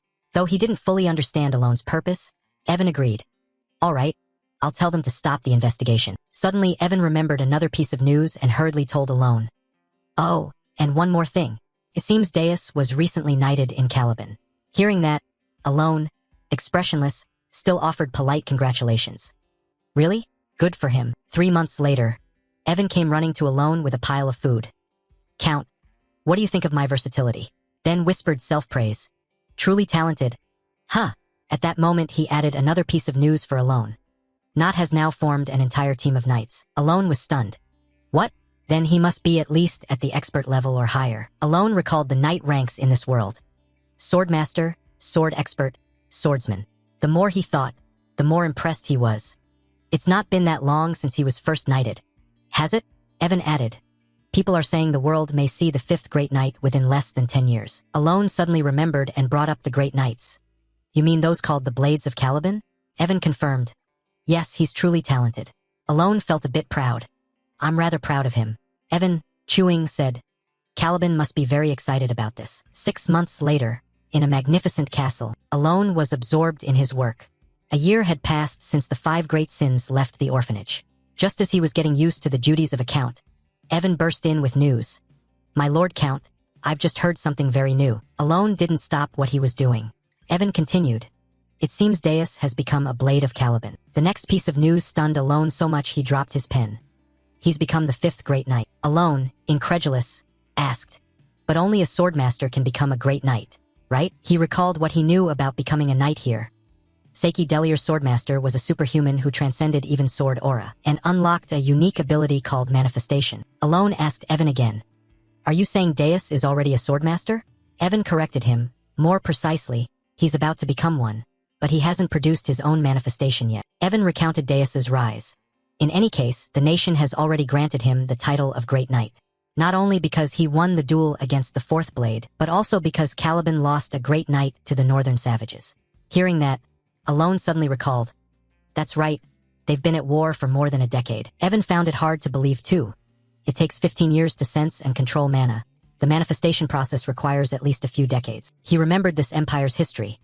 The first blade, Reinhardt, was 32 when he became the youngest great knight in history. The heroic knight's history, recalled in Program 3, accepted him as a temporary comrade who would be removed after the program ended. Reinhardt had wielded a sword since he was 5. Have some faith that he became the youngest swordmaster in history. Alone thought. Indeed, Reinhardt was unbelievably strong. Even with his talent, it took over 20 years. So how could a child with no sword knowledge become a great knight? Suddenly a thought occurred to him. Wait, if he's only waiting for his manifestation, does that mean he'll soon surpass expectations and become a swordmaster? The idea delighted Alone, and he couldn't help blurting. Maybe I can ride his coattails sooner than expected. Evan nodded in agreement. Alone looked at the messy pile of books on the table and fell into thought. Or maybe not. Perhaps it's impossible? Evan quickly waved his hand. No, he wouldn't do that. Alone revealed a fact, pulling the only letter tucked in a book out. The only letters I received were from Yusha. He read Yusha's letter aloud. Even after she went to the Holy Nation, her letters kept coming regularly, containing news about the great sins she grew up with. It seems they still keep in touch. Alone felt a twinge of loss. Although they've never seen me, they at least ought to thank me for the gift. I feel a bit guilty. He slapped his face sharply to sober up. Evan watched the gesture in horror. Alone told himself, back to the main issue. I'm extremely grateful they didn't destroy the kingdom after awakening as the 5 great sins. The two stood shoulder to shoulder by the sunlit window. Alone said reluctantly, as long as they're living well, I'm satisfied. At dusk in Caliban's capital, in the central district, the mansion of a high noble, where the famed Eclipse cavalry was quartered. Inside, numerous swordsmen were training. Deus was clad in armor, standing proudly on high, observing the scene. He was introduced as Deus MacAllan, captain of the Eclipse cavalry and the youngest great knight. From his height, Deus looked down at the knights below with a cold gaze. Suddenly a girl below noticed him. The purple-haired girl waved. Big brother. He smiled and waved back, but then Deus's expression darkened. He sadly recalled, it had been exactly 1 year. Thinking back, he still felt ashamed for having lost everything to those dark ones. The horrifying images kept replaying in his mind. Painful childhood memories surged back. All that remained was uncontrollable rage. He saw his sister being swallowed by darkness, drifting away from his embrace. Darkness had blocked Deus, widening the gap between him and his sister, and hatred welled up inside him. The miserable wandering of his childhood returned. Though submerged in suffering, he still clutched his sister's hairpin. Deus's true thoughts began to emerge. The fact that Dai Noyet saved my life is not enough reason to swear fealty to her. But because she promised I could take my revenge with my own hands, I followed orders under the name Lam Noyet. From that moment, he began selling his life to Lam Noyet. Working as part of Lam Noyet meant undergoing many dangerous missions and trainings. Even when death was always near, for vengeance Deus no longer cared for his own safety. Memories rushed like a torrent. Over the years he carried out missions that would form the foundation for fighting the Dark Ones. And soon after, he received a private order for the first time. Deus was astonished to receive a secret order. This is so unexpected. What is this? In the letter, Alone revealed a small inn located south of Caliban. I left a gift there, go and take a look. But Deus wasn't very interested. The gift didn't excite him much. Still, he went to the place Alone mentioned. Deus was slightly curious. Could there be something here? When he opened the door, the scene inside stunned him into silence. In that unexpected letter, he saw the familiar silhouette of his sister. The gift from Dai Noyet was the family I thought lost forever. Deus embraced the girl, collapsing to the ground from joy and emotion. She hugged him back, tears streaming. More precious than life itself, Deus sobbed uncontrollably without sound. The two reunited, holding each other tightly in happiness. Deus still couldn't believe his eyes. My sister, the one I thought dead, was alive. Only when their emotions calmed did they gently separate. He asked, voice trembling, Silly, what happened after I lost you? She didn't answer immediately. Instead, Silly squeezed Deus's hand to reassure him. With his other hand, he gently wiped away the remaining tears from his sister's eyes. They then went back inside and sat at the table to continue their conversation. Silly gripped the cup in her hand and slowly began to tell it. After those people took me in the darkness, I had to wait for my turn for a very long time. At that time, she was imprisoned on a dark level. There were many other levels where captives huddled in silence and despair. I don't know how long passed, Silly recalled, and when it was her turn to be killed, she was the last one left standing. The walls and floor were splattered with corpses. Silly let out a desperate scream. The cloak was thrown aside, and a beam of light shone down. Someone grabbed her hand. She was able to flee with that light and survive. And years later, when she was nearly sold to a slave trader, despair closed in again, especially when a massive hand seized her. At that moment, blades of light repeatedly swept across. A figure appeared, swung a sword, and sliced that hand to pieces. The person quickly stood between Silly and danger. She recalled a mercenary named Evan who had saved her. Silly stepped forward and opened a cabinet. She then received precious medicine from her benefactor. She picked up a letter bearing a note from Alone Palacio. I will continue to send medicine and support. You will be safe under the name Palacio. Don't worry about your brother either. Silly was deeply moved. She was immensely grateful for what he had done for her. Upon learning this, Deus was stunned. He had used his name to protect her? How could Dai Noyet possibly have known about this? He quietly hugged his arm, full of doubt. I never told anyone about my family, and Yusha only realized that the black sheep had taken her. So how? Deus suddenly remembered what Yusha had said. She knows everything. In his mind, the pieces began to connect. All his questions assembled like a jigsaw and then dissolved. At the time, he couldn't understand Yusha's concern. She had said something puzzling. A sword can't think for itself, can it? Only now did Deus realize. Yet the fool was himself. Good things will come, that was what Alone had said. Deus fell into thought. Looking back, what he said then, he already knew everything, and he had hinted that the child would have to survive on their own. He couldn't help but feel a chill as he stared blankly. Silly tilted her head in puzzlement. Brother, he came to his senses and gently stroked her head, but his mind kept wandering. His sword had dared to act on its own, yet he still chose to be magnanimous and compassionate. And all this time Deus had thought he was being controlled by him. Meanwhile, he had only been gnawing on resentment and plans for revenge against the black sheep. He sat at the table as a servant brought over a tray of hot food. Seeing the radiant smile on his sister's face, Deus suddenly realized his family's survival was a priceless gift. Yusha's cold voice returned in his memory. You'll realize soon enough. Why did I follow that man? He understood. She was not merely a fanatic, nor did she trust him blindly. And that letter had advised Silly to come to Caliban and become a knight. He vowed inwardly to repay him. His mission was to become a leading figure in Caliban, a great knight, and form his own order of knights gathering the finest swordsmen. That conviction was like sunlight illuminating a dark world. He snapped out of his reverie. At that moment Deus's subordinate stepped forward to report, Captain, it's time. He moved up onto the high platform. Below, the knight order stood in formation, each row perfectly aligned. Under the moonlight, each face looked distinct and resolute. Deus thought to himself that this expedition would be the first stepping stone for the eclipse. He would not care what hardships came. He brushed the surface of the purple-hued sword sheath in his hand. The moonlight glinted on the metal. Then, in that dim light, Deus coldly drew his sword with proud bearing. I will wait for the day I can offer my gratitude along with a worthy repayment to satisfy him. I must prove it under the moon. On a day when snow blanketed the sky, the eclipse order set out on an expedition against the savage tribes. Meanwhile, at the Count's manor, Alone leaned against the wall and mused, how peaceful. Perhaps it's because my children have all grown up now. Suddenly a gust of wind flipped a page, sending notes and papers flying away. He hurriedly grabbed them. They had all blown away. Alone resumed the work he had been doing.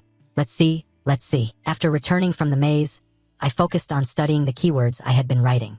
He suddenly paused, wondering, why was I writing in cursive? From now on I'll write more neatly. Alone nodded. Very good. My reports are complete. On the page, he concentrated on analyzing the keywords, each of which would have different variations. Alone circled the word contraction. This reinforces flaws in magic. More specifically, contraction reinforces defects within each completed incantation, causing its range to expand. Additionally, contraction also serves to break forms and alter the projected object. Transformation, state change. This is demonstrated in practice. It will break the form affecting the transformation of the emitted object. Regarding laminar light, he noted reinforcing parallel magic such as electric magic. When cast will whirl into a large sphere, emitting streaks of electric light. Furthermore, diffraction paths have two major effects, penetration and critical hits. Specifically, diffraction grants penetrating ability, which corresponds to a critical effect that increases the chance of killing an enemy. And importantly, in the keyword rules, if broken, the magic will fail. There are also a few notes. Do not use inappropriate keywords, do not repeat the same word, and use at most 4 words. Alone scratched his head with the pen. With my mana core, I can only cast 1 spell per day, so it took a long time to discover all these things. He recalled his days of research. In this world setup, the hand signs and keywords of Babylonia had long been forgotten, so there was no information about them. There were no records of where they were written. Alone read many books but found nothing. In the end, he had to study them himself and found it somewhat interesting even though he only learned defensive magic. He then stood up and went to the open area of the garden, raised his hand, and fired off bolts of lightning. All right, time to see the results of 2 months of experimentation. With one hand Alone held up the index finger of his other hand. From that finger condensed more lightning, spreading through the air. They slowly coiled and then converged at a point in midair. He concentrated intensely, removed the focal point of this manosphere and caused an imbalance to trigger the lightning. This weak and useless magic was stubborn. Before long, a sphere appeared in the air. It spun continuously in the atmosphere. Alone silently chanted the compression incantation. The sphere suddenly shrank, but its force remained strong. He continued applying what he'd researched by invoking the breaking keywords. It began to nurture a specific purpose. Flowers bloom in March. The lightning from Alone's hand gradually shifted to a blue hue. They grew fierce. From a sphere it developed like a large trunk. The lightning spread out like branches. Looking at the result of his experiment before him, he couldn't help but praise himself. So order really matters? Alone muttered. Because when I used break first, it failed. Before he could finish, a shout cut through his thoughts. No, it can't be. Startled, he immediately turned around. At that moment, two people, who he didn't know when they had arrived, were standing there. Kalia's face went pale with suspicion. Original magic? Alone looked at her in surprise. What? Why is Kalia here? The person beside her trembled. Using original magic meant he had reached the level of a 7th rank mage. He twitched at the corner of his mouth. Original magic? Really? In the reception room of the Palatial Manor, Kalia and Vinkel sat silently waiting for Alone. Kalia couldn't help feeling nervous. Her mind was restless. She had two clear reasons for coming here. First, to confirm Count Palatial's intentions. The one holding the trump card could inflict severe damage on Zenonia. After all, Kalia is currently the de facto ruler of Zenonia. Her father is merely a puppet she pulls the strings of. So determining Alone's motives is her top concern. Second, to gauge the level of the organization protecting him, the group that helped him manipulate Palacio. Although this reason wasn't paramount, Kalia was genuinely curious which mysterious organization had aided Alone in achieving today's success.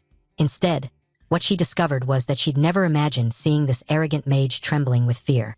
Indeed, right now Vinkel sitting beside her was shaking so badly he couldn't sit still. Vinkel, a 5th-rank mage expelled from the Tower of Magic. Due to his inhumane experiments, he could easily annihilate an entire legion of soldiers. Even though he still maintained an arrogant attitude toward her, despite her being his longtime patron, a man both clever and cold-blooded enough to carry out such cruel deeds, now trembled, his face ashen and drenched in sweat. Kalia stared at him in disbelief, thinking she could sense his fear. She had never seen him like this before. As her mind wrestled with the question, was that really original magic just now?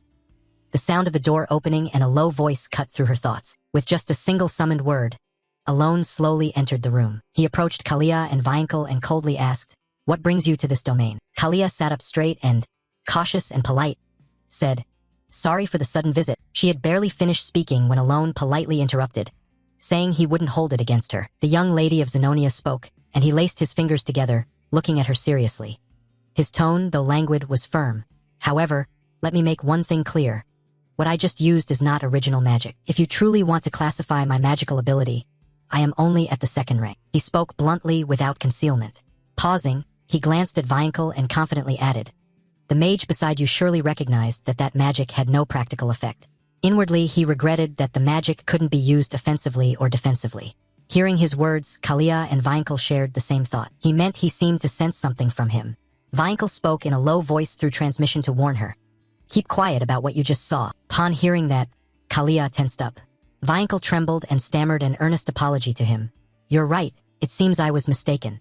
Kalia looked at him confused and unsettled, suspicious that Vinkel was being polite. Alone gave a slight nod to let it pass.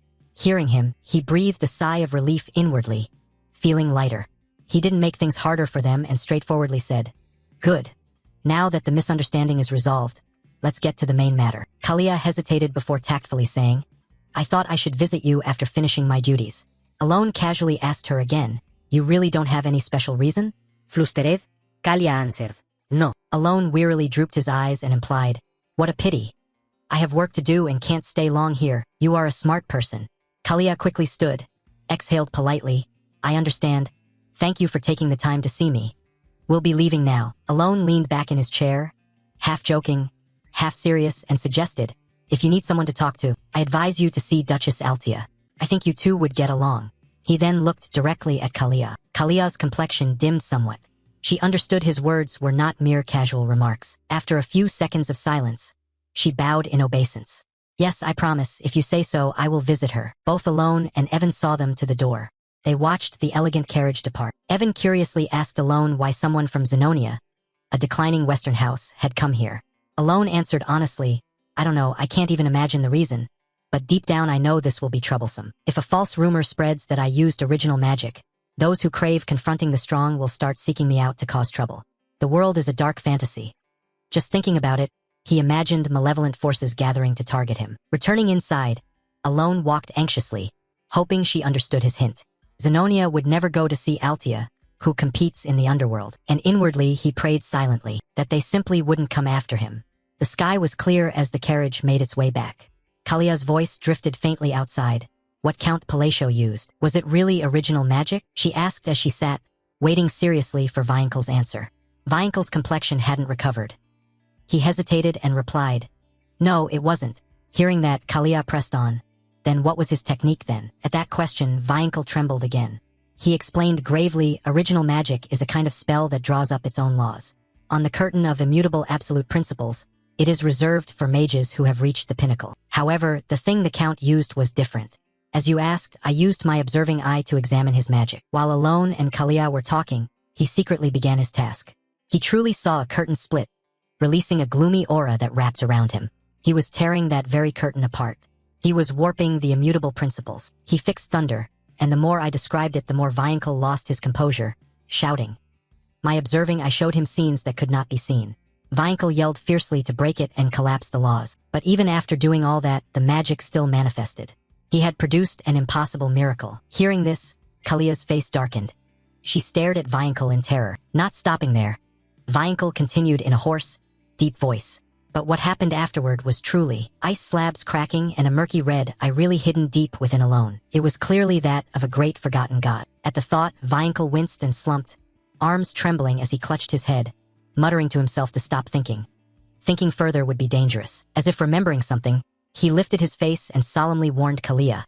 When I was young, I delved so deeply into ancient knowledge that I was praised for research on the magic of a forgotten era.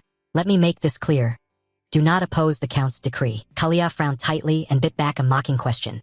So you mean a commoner like me investigating his intentions is pointless? Viankel knew that Loria or Kalia were merely pawns toyed with by Alone, but he couldn't state it outright.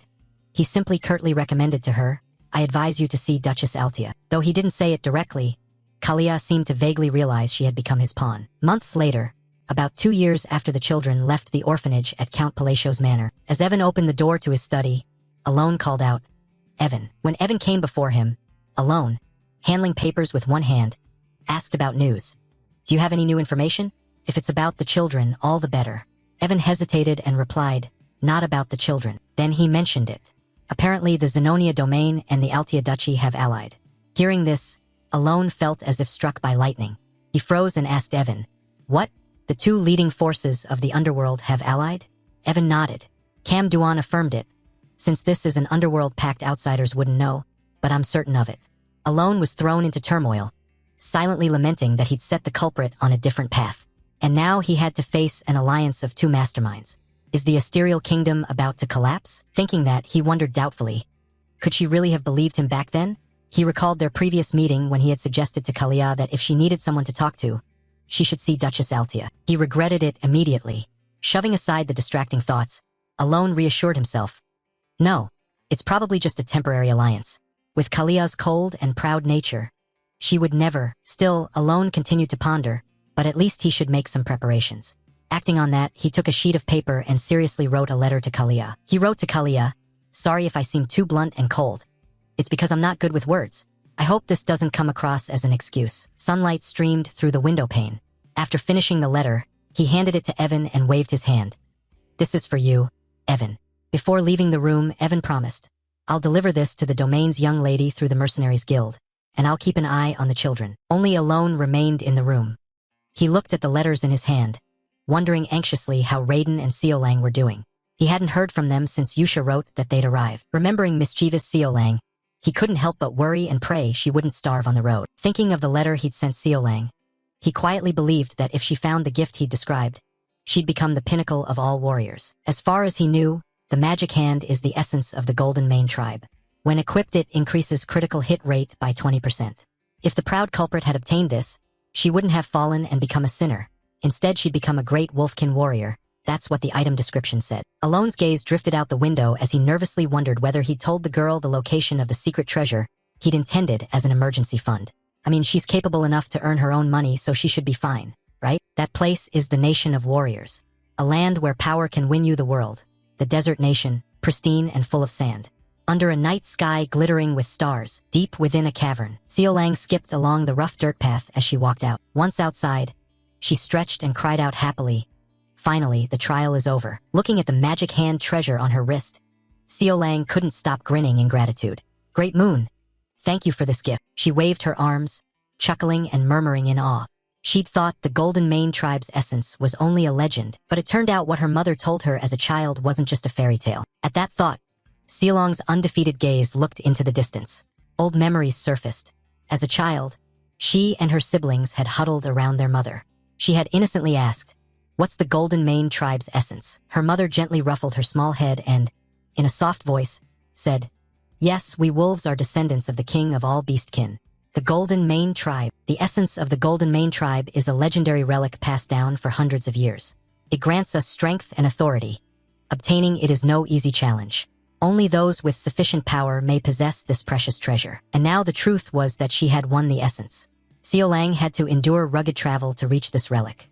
It was placed on a precarious rocky outcrop. When she put it on her wrist, a severe pain of life and death intensity racked her body as she overcame all the inner trials. Enduring those two horrors was enough proof that Xiao Lang having this relic in her possession now was indisputable. Old memories crowded into Xiao Lang's mind. She sincerely thanked the Great Moon, her benefactor who saved her from death in a biological experiment. During the darkest time of her life, with scars on her skin and a soul ready to give up, the Great Moon was the light that redeemed Xiao Lang's life. He granted her the power to avenge the Black Dragon, who had slaughtered her parents. So Xiao Lang resolutely swore that she would repay this debt to him. As if sensing her brave resolve, the essence relic in her hand flared with a powerful surge. Xiao Lang confidently tested the relic, assuring herself that he surely did not want her to become an ordinary fighter. From now on, speaking of which, Xiao Lang paused slightly. Her eyes flashed with a strange light as streams of magic merged into her body. She silently vowed to herself to become the strongest fighter, to revive the Golden Mane tribe by gathering its remaining members, and to kill the Black Dragon with this. Saying that, Xiao Lang raised the essence relic on her wrist to the sky. This relic would stand as proof of her solemn promise. The memory closed, and Xiao Lang stood motionless in the desert at midnight. Looking up at the bright moon tonight, she looked at it and thought of the Great Moon. Xiao Lang's voice drifted gently on the cool breeze. "It's all for him. Let's begin." After speaking, Xiao Lang let out a loud laugh and then skipped forward. Now, in the silent night of the lonely colony, only the firm footsteps of Xiao Lang moved forward. The image seemed to herald the future rebirth of great kings of the Golden Mane beastkin under the blue moon after 500 years. Alone was intently reading the document when Evan suddenly spoke. "Oh right," he said, wiping his sword with a guilty air. "The Intelligence Guild has obtained information about the children. I meant to tell you at the training ground but forgot." Alone, not angry and remaining calm, asked, "All right, what's the news?" Evan reported that Xiao Lang was doing very well at the settlement. She even had the nickname Golden Lightning. Alone frowned slightly. The name Golden Lightning felt familiar. "In any case, he's glad to hear she's okay." He nodded. "Indeed, in that land, as long as you have strength you can do anything." He continued, "What about Raiden?" "I haven't heard from him since he said he was apprenticing in Rax's." Evan expressed that there was some information about him, but it's still being verified. Alone fell silent. "Is that so? Ah, and one more thing, Evan." He shot a suspicious look. "Aren't you very busy?" Evan looked nervous and stammered.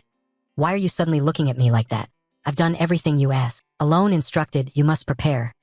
It takes at least a month to reach the Tower of Magic." He sprang up in alarm. "What? The Tower of Magic? You never mentioned it to me." Alone rubbed his chin in surprise. "I didn't say?" Evan sighed. "Well, I'm used to it." He couldn't help but be skeptical.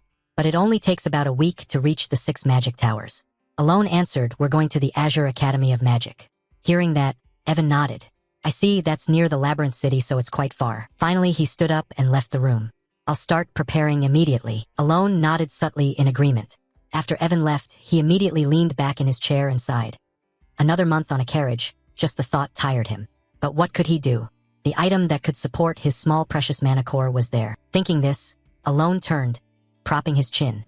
The Labyrinth City? It brought back memories. When he used to play games, he had spent a lot of time grinding levels there. He closed his eyes and reminisced. The labyrinth sits at the city's center. It's a special leveling map. Players can obtain higher quality items by leveling up and pushing deeper inside. However, though countless players have entered the labyrinth, no one has ever reached the final point. Back then, Alone had to use a chit just to reach floor 150. He couldn't help cursing. The developers must be insane, there's still more below. Why add more floors when no one can get down there? Just to watch us suffer. Is there any good loot on floor 150? However, like in the game, achievements and relics continued to be discovered there. Thus, the profession of magical appraiser officially became so common that it guaranteed a wealthy life. Suddenly, Alone remembered Rhine. She had said she would soon take the appraiser exam. With her talent, she should pass easily. Suddenly Alone recalled Rhine again. She said she'd soon sit for the appraisal exam. Back in the present, he felt a pang of guilt. Perhaps the gift he gave Rhine was too little compared to others. It only helps appraise equipment. If that gift isn't enough, he should send her separate support. A starry evening in the labyrinth city of Larthania, a place not ruled by anyone. This is a city of explorers and mercenaries. In a narrow alley, after passing countless shops in a corner of the southern district, one can find a secret appraisal shop called Murd, a quietly famous shop known for its unique services. Primarily serves nobility and A-rank explorers. Among them was the Lord of Larthania. Rhine announced that the appraisal was complete. "My lord," he said, surprised. She held up the item and explained that the device uses mana to produce fire. The lord thanked her cheerfully as always. "Let's see." When he picked up the device, Rhine guided him. "This is a relic that can be engraved." The lord was curious. "What does being engraved do?" She replied slowly. "With just a small amount of mana, it can sustain a flame for at least an hour." He couldn't help but laugh in admiration. "Its efficiency has improved greatly." "Very good. Everything finished." The lord departed. Before stepping out, he turned and said as usual, "Thanks as always." From the counter, a gentle voice replied, "You're welcome." Once the shop was empty of customers, she reached up and removed her mask. Under the dim light, Rhine's beautiful face appeared, her clear emerald eyes carrying a hint of fatigue. She then turned toward another item on the shelf that looked like a small tube. Rhine picked it up and murmured, "This item can also be engraved." No wonder this tucked-away shop is famous because of the engraving. Rhine took the item and opened the door to a room. Stepping inside, it was a gift from the great moon. Moonlight poured through the window, fully illuminating an object hovering and glowing. She looked at it and smiled softly. "When he first told me to become an appraiser, I couldn't understand why." Rhine remembered Alone's figure. "His true identity is a friend of Palin from the era of the Forgotten Outer Gods. I realized that everything so far has been about destroying the dark things." But at that time she had read the letter instructing her to come to Labyrinth City Larthania and become a magical appraiser. Then she could not connect that order with that goal. Nevertheless, Rhine followed the instruction and came alone to the Labyrinth City.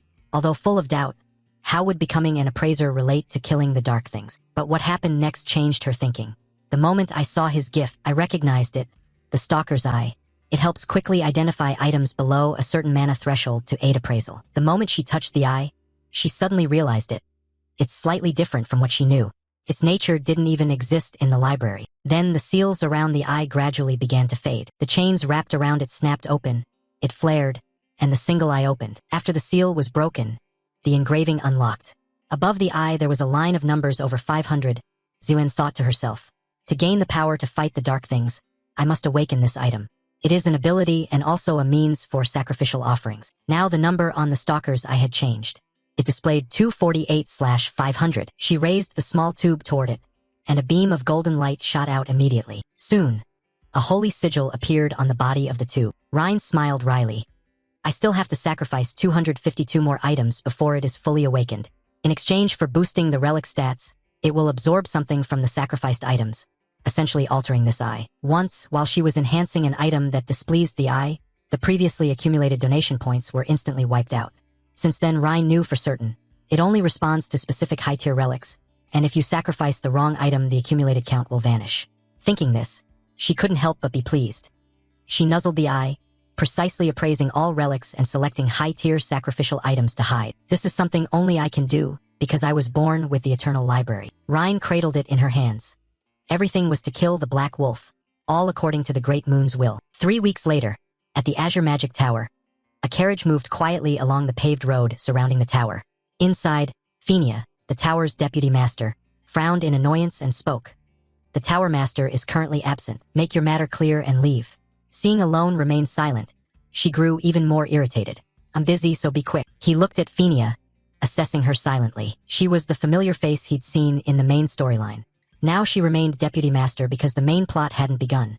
In the game, she was a rare genius who reached Octave at 20 and became the tower's master. Speaking of the Azure Magic Tower, it's a magical tower not only powerful but also monopolizes production of certain essential goods, elevating its status to rival the nobility. He felt somewhat displeased.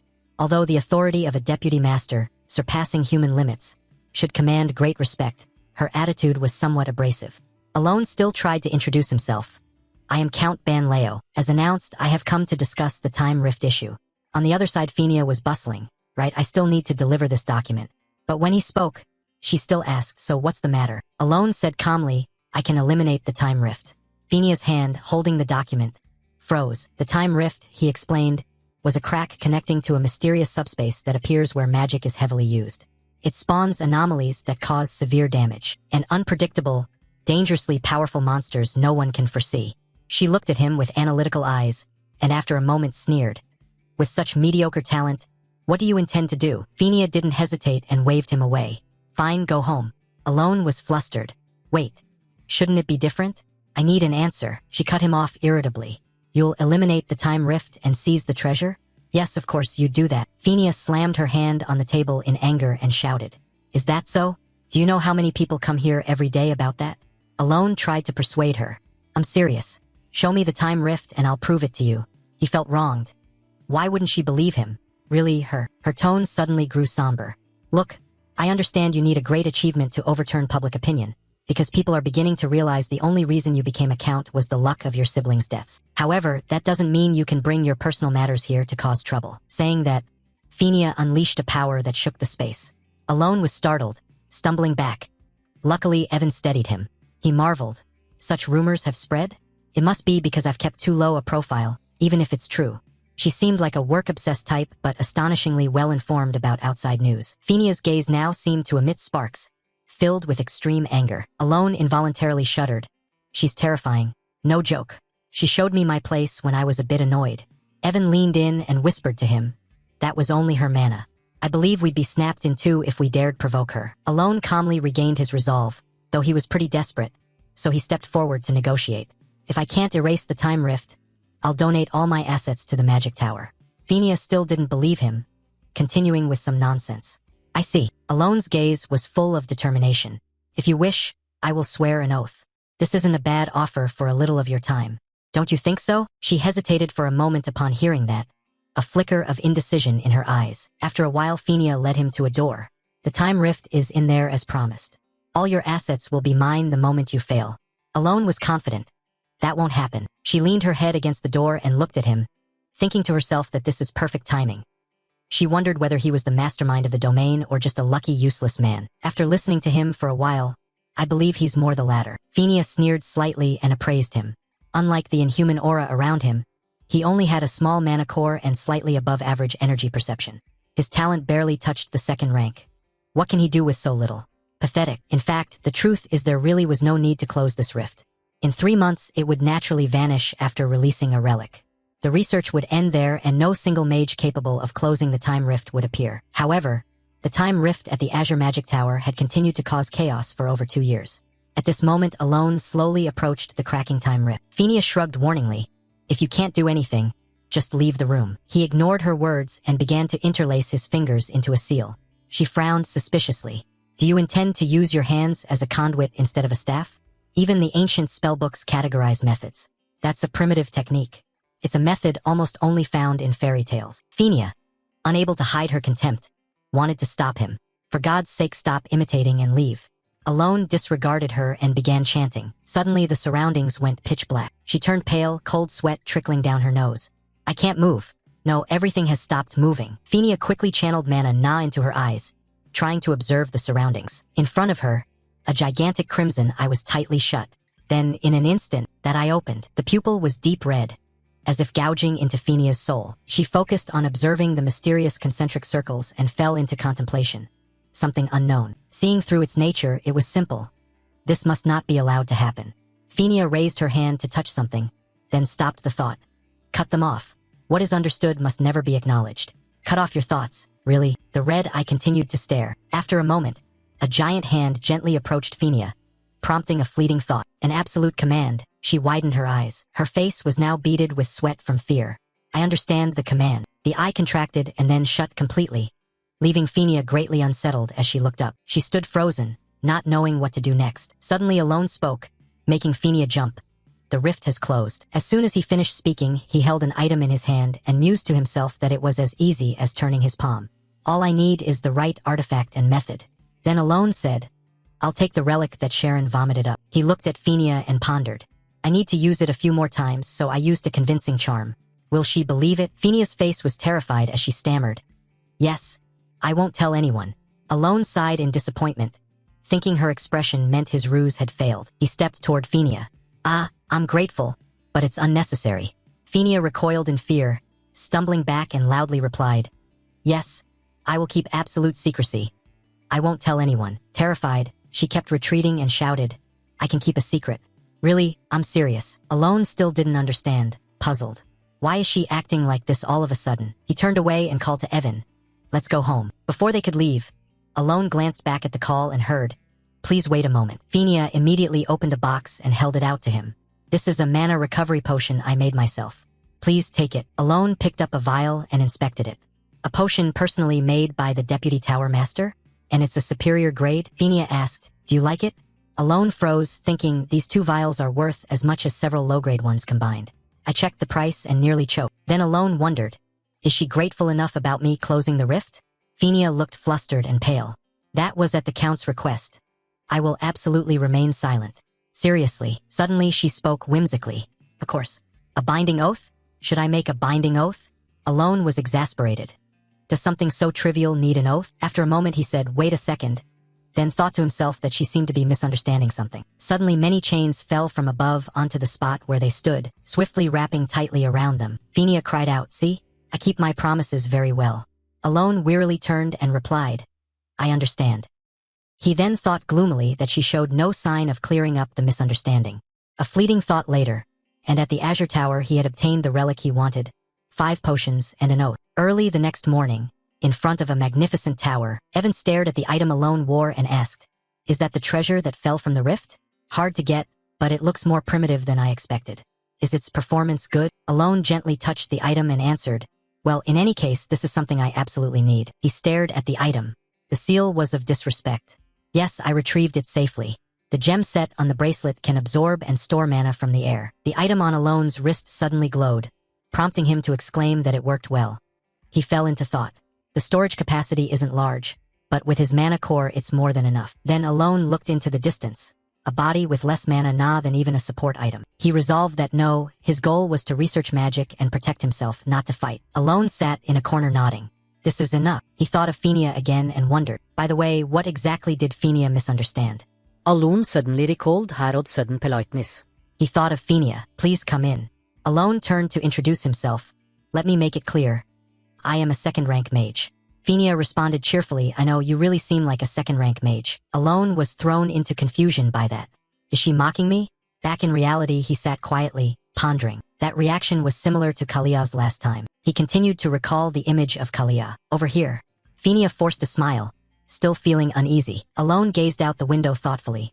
After all, I won't meet any of them again, so it should be fine. Bright sunlight poured in. Below, a carriage rolled by amid voices. The weather is lovely, someone replied. Yes, so peaceful. Outside, Duke Altia was utterly silent. Loria held a cup of tea and gently said, Long time no see. I hope you have a pleasant time, Miss Zenonia. Kalia smiled and replied, Of course. Nothing changes with a little gossip. I'm truly glad to see you again. Loria coquettishly said, It's convenient that we don't have to discuss rank or power with each other. Kalia added that the far-reaching vision of Count Palacio astonished people once more. She thought of Alone and felt that attending Duke Altia's visit might be a good idea. After following his advice, Kalia pondered and quickly understood his true intent. That evening, during their conversation, both realized they were inferior to Palladio. Loria and Kalia's faces fell open in surprise. Whatever the reason, it was an alliance built on Count Palacio's command. The imposing image of Alone briefly appeared, for vying for power was meaningless beneath the absolute number 1. 2 insignias also appeared. Zenonia and Altia had become more comfortable allies. Loria wondered that the conference was next month. Why visit today? Kalia explained. The Count sent a letter citing the day of my visit as the reason. Loria gently opened the letter. What could be inside? The letter discussed talks among noble families. It read, Miss, I hope you are well. Regarding your previous visit, a few nobles complained to me about it. Therefore, there are not many nobles suitable for me. Please understand. Kalia said it sounded like an ordinary apology letter, but Loria continued that there was definitely a plot hidden within. Kalia agreed immediately. Yes, I think we should discuss it. And so the two continued their conversation. Not many nobles suitable for me? Baron Kenya belongs to the noble faction and Marquis Morantian is a key figure of the royal faction. Viscount Bilanda is pro-royal. Duke Faldian is a key noble faction figure, among the nobles he spoke with at the ball. Finally, Kalia concluded briefly, he dislikes both the noble and royal factions. Horrifying thought. Does that mean he'll eliminate them all? Loria calmly said, we should draw conclusions based on reason. Kalia quickly replied, I agree. Loria slowly said. Then she emphasized that he wants to remove the current nobles. When they realized the truth, both turned pale with fear. Loria stared and said, that's the implication. Kalia, frightened, added that he would create a new regime. Loria resentfully looked up at the sky. This is why Altia needs his reputation and was titled Duke. The atmosphere grew awkward. If the Western overlord stood beside him, Kalia would certainly resist. Seemed that way. The two said, let's discuss a plan. Shall we? Meanwhile, at the Azure Tower, a voice rang out, Count Palacio. Do you mean he's like the Rift? Fenia, exhausted, lay face down on the table. Yes, the curious tower master said. Tell me the details. She looked up and sighed. And thus the pieces of the puzzle were formed randomly, moved chaotically, and snapped into place. Over here, Evan asked anxiously, are you all right? Alone put a hand to his mouth and replied, I suddenly choked on a sweet potato. He still spoke calmly but sounded hoarse. Evan brought him some water and offered, here, water. Alone took it and thanked him. He wore a melancholy, dejected expression. I want to go home so badly. Then he thought that Yusha's letter should arrive soon. The sky grew dim. Under a statue of a goddess, Yusha stood motionless. Then she gently smiled with a shy face. Cut to the Azure Tower. At that moment, someone's voice rang out. Oh, Penia. My dear disciple. I've returned. He had just returned and glanced around. Strange, I can no longer sense the presence of the time rift. This man was the master of the Azure Tower, Archmage Seven Rings Selene Micardo. Seeing her like that, he wondered if something had happened while he was away. Across from him, Fenia answered in a small, submissive voice, Tower Master, you're finally back. I've completed all the tasks you assigned. Seeing her demeanor, the Tower Master was a little surprised. Fenia, what's the matter? Selene asked gently, but Fenia didn't even bother to answer. This made him ponder. She hadn't thrown a tantrum at him as usual. What on earth had happened? Because Fenia had long since taken the Vice Tower Master position thanks to innate talent from childhood. Her ego and arrogance had reached the sky. She had probably just made some rookie burst into tears again. Still, he never intended to discipline that trait. Her passion for magic was pure. Once she reached the seventh ring, she'd realize how insignificant her past achievements were and would naturally rein herself in. That's why her current demeanor seemed so strange. Selene stepped forward to console her. Listen, my northern mission kept me away a long time. Did the backlog of work while I was gone overwhelm you? She turned to the Tower Master with pleading eyes. After a moment, Selene finally understood everything. So the Count sealed the time rift, but because of an oath, you can't reveal the exact method he used? In response, she shook her head slightly. After all, there weren't many details to recount about the sealing process. That was all she could present. For some reason, her sorrowful appearance seemed to amuse Selene a little. Could the thing that humbled Fenia be an inexplicable kind of magic? Or more precisely, was it primal magic? The girl was so frightened she didn't even resist when he touched her. Count Palatino of the Kingdom of Asteria? How fascinating. This is someone I should pay attention to. Time quickly passed. The scene shifted to the protagonist's location. It had been a month since leaving the Azure Tower.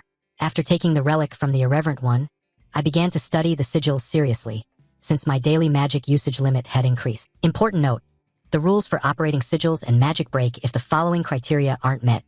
Don't use irrational spells, don't repeat the same element, and use no more than 4 types of magic. Combining similar phrases can create resonance. New findings suggest a sigil must be arranged scientifically. I guessed this and thus grasped a new operating law of polymorphic sigils. This may relate to technique and the positioning of my operational magic setup. However, I'm not yet certain. Evan happened to pass by and stepped forward to ask, each time I witness you, your magic seems stronger than before. Yes, Count? Alone sighed in exasperation at this. It was nothing like the level of a second-rank mage before, but now it seemed to be on a whole different scale compared to a few months ago. I don't think deploying a conventional gravity spell could create a pit that deep. He then thought quietly, gravity is only a second-rank magic. Even pushed to maximum output, it wouldn't be able to crush a being to that extent. I used to think I was gradually getting stronger. Was that a mistaken impression? If there's some cause for a sudden power surge, it's certainly not due to mastery or the sigils. After all, improving magical proficiency only raises precision and practical casting ability. Sigils act as trigger keywords to alter properties. I spent months analyzing the sigil matrix for gravity, and lately I've been swapping nearly synonymous phrases for one another. Eventually I realized that potency only increases when the optimal arrangement is found. It's not merely an illusion. Otherwise it's absurd. There's no basis for a magic's destructive power to spike so suddenly. Maybe my physical condition has just been at its best lately. Meanwhile, Evan, just asking casually for fun, pulled out a letter and said, I dropped by to deliver a letter from Yusha to you. It was just sent. Alone nodded. Thanks, Evan. I'll return to my room and study it when I have free time. Oh, are you going into the study now? Yes, I've exhausted all 3 of my daily spellcasts today. The protagonist replied, walking and thinking. What is the root cause that made my power suddenly rise? Could it be the benefit of a curse? A curse as an ancient Eastern ritual where the caster accepts self-sacrifice to harm others or themselves. When bearing a curse, the subject suffers damage but also gains compensatory power. But there's no one here versed in Eastern esoterica, so that possibility is out. Or is it the power of faith? But from account of a minor state long forgotten by the underworld, that sounds implausible. Well, sometimes I should just put aside worries and carry on with life. After all, nothing bad comes from that, right? In another development in the state of Rosario, the capital Rhinal, a pristine city where residents worship Chironia, the goddess of moonlight and peace, at the Eastern Chapel. While Yusha was praying there, a knight approached from behind and said, Greetings, sister. Seeming to have guessed who it was, Yusha gently turned and replied, Sir Knight Loke, is everything well? At that moment Loke thought to himself that she's a nun of lower rank than a holy knight, not even entitled to wear the sacred band. Nevertheless, I must keep a respectful attitude. With that he bowed and began his report. Yes, in this operation we rescued 8 children and 25 civilians from a remote village between the eastern and western borders. This success is thanks to sister's efforts. Yusha shook her head, refusing to take credit. Not at all. The one who performed those noble deeds was you. Loke replied that it was sister who enlightened an ignorant man like him. He would always be grateful. For 20 years I sank into despair because I couldn't feel any divine power at all. I almost gave up everything. As he spoke, he recalled his former self. While Loke sat panting like an ox after training, Yusha's voice rang not far away. If there's something you long for so desperately, try placing your trust in the moon. The moon? He asked, doubtful in his despair. Yusha said little, answering with a single enigmatic line. You will understand many things once you truly act on it. Returning to the knight's thoughts, he had been so desperate that he was willing to try any method. I sincerely prayed to the moon for many days, just as she instructed. Then I was miraculously able to use divine power. I was overjoyed by that. But because of it, I succumbed to a momentary temptation, placing my faith in the moon instead of the goddess Chironia. I feared I was heading down a path of heresy. However, all sources of power borrowed from the divine share the same nature. Even holy relics blessed in the goddess's name glowed human-like when I touched them. That was clear proof of the divine power I possessed. But why did sister advise me to trust the moon? In response, Yusha began to enlighten him. Faith originates from an invisible belief and takes a long time to manifest. It's always easier to seek what you need when it's something tangible before your eyes. That moonlight will always watch over you and support you. Whether by some enchantment or not, Loke readily agreed. I understand, because the goddess herself is the symbol of the moon. This is a way for deeply skeptical people to find an absolute anchor for their desires and hopes. He bowed in gratitude. Sister, I sincerely thank you from the bottom of my heart. Back in the present, Yusha spoke. If you want to show your gratitude, let's perform the prayer ritual together. Loke answered, placing a hand on his chest. I'm willing to do it as many times as needed. You arrived just in time. The ceremony is about to begin and everyone has gathered. Yusha led Loke into the cathedral, which had already drawn countless people. She walked calmly to the center of the cathedral, while Loke found a place to sit. Now let us pray together. The moon is clearer than ever tonight. Everyone, turn toward the great moon. Returning to the main character, Alone held the letter Yusha had sent and sighed in boredom. Today's letter held nothing special. Mostly just everyday matters. That means everyone is living well, which is good. Indeed, but the fact that no one writes to me besides Yusha, even though everyone is fine, still makes me a little sad. From their perspective, it's understandable. I'm just a distant, unfamiliar uncle they've never met, so I'm probably only a kind stranger who passed through. After all, I achieved the goal of guiding them in the right direction so they wouldn't destroy the world, so there's no reason to be sad. No reason at all, absolutely none. Alone's heart wavered a little. Yusha must be very busy, yet she still writes to me regularly. I raised 5 children, but in the end only the eldest acknowledged my efforts. Just as Alone was quietly crying inwardly, his friend Evan suddenly spoke up. Count, are you busy? Evan abruptly turned and asked, startling Alone. You're still here? He didn't need to fetch a piece of paper. Instead he said, Yes, I just received some news about the children from the Information Guild, so I wanted to report to you immediately. About Raiden, the one you asked about last time. He's become a pirate now. This news really covered the protagonist in question marks. A few seconds later, he stammered. Can you explain further? So the two of them went out to sit at a tea table. The bodyguard, Evan, began recounting the information he had gathered. First, the most talked about person is Sealrang, and Sealrang has achieved a 32 win streak out of 100 matches. This is the required condition for her to become Baba Yaga. Hearing that, Alone suddenly blinked and asked again. A 32 win streak? Wait, the fighter with the longest streak is... Before he could finish, Evan nodded. The Lion King with a 41 win streak. At this point, Alone couldn't help but feel impressed. The Lion King is an overwhelmingly strong figure who briefly joined a player party. This colony relies on many powerful individuals to display its military strength. And is she about to surpass the colony's top figure? Unaware of his thoughts, Evan continued reporting. As for Deus, his cult executed one of the 8 chieftains of the barbarian tribes in the snow region, the leader of those who transform into monsters through rituals. You know them, right? For the protagonist, of course he wouldn't miss that storyline. He thought to himself, I know them very well. Back in the game, I had to fight the barbarian tribe and destroy their god, Ultultus. Luckily, I don't have to face them now, because Ultultus only appears when the 5 great sins assemble. An incredibly hard encounter. Thinking that, Alone remained calm. Well then, it seems I don't need to worry about Deus anymore. Evan chimed in happily. With this, he's now considered on par with the first sword. Knowing the kid he mentored has grown so strong, Alone began plotting to attach himself for favors. Maybe I really should go meet him. It might be lucrative. Ignoring the protagonist's fantasies, Evan added, and Rinna, you know, she's become an appraiser. She can now inscribe black patterns onto artifacts to enhance their power. Such a thing exists?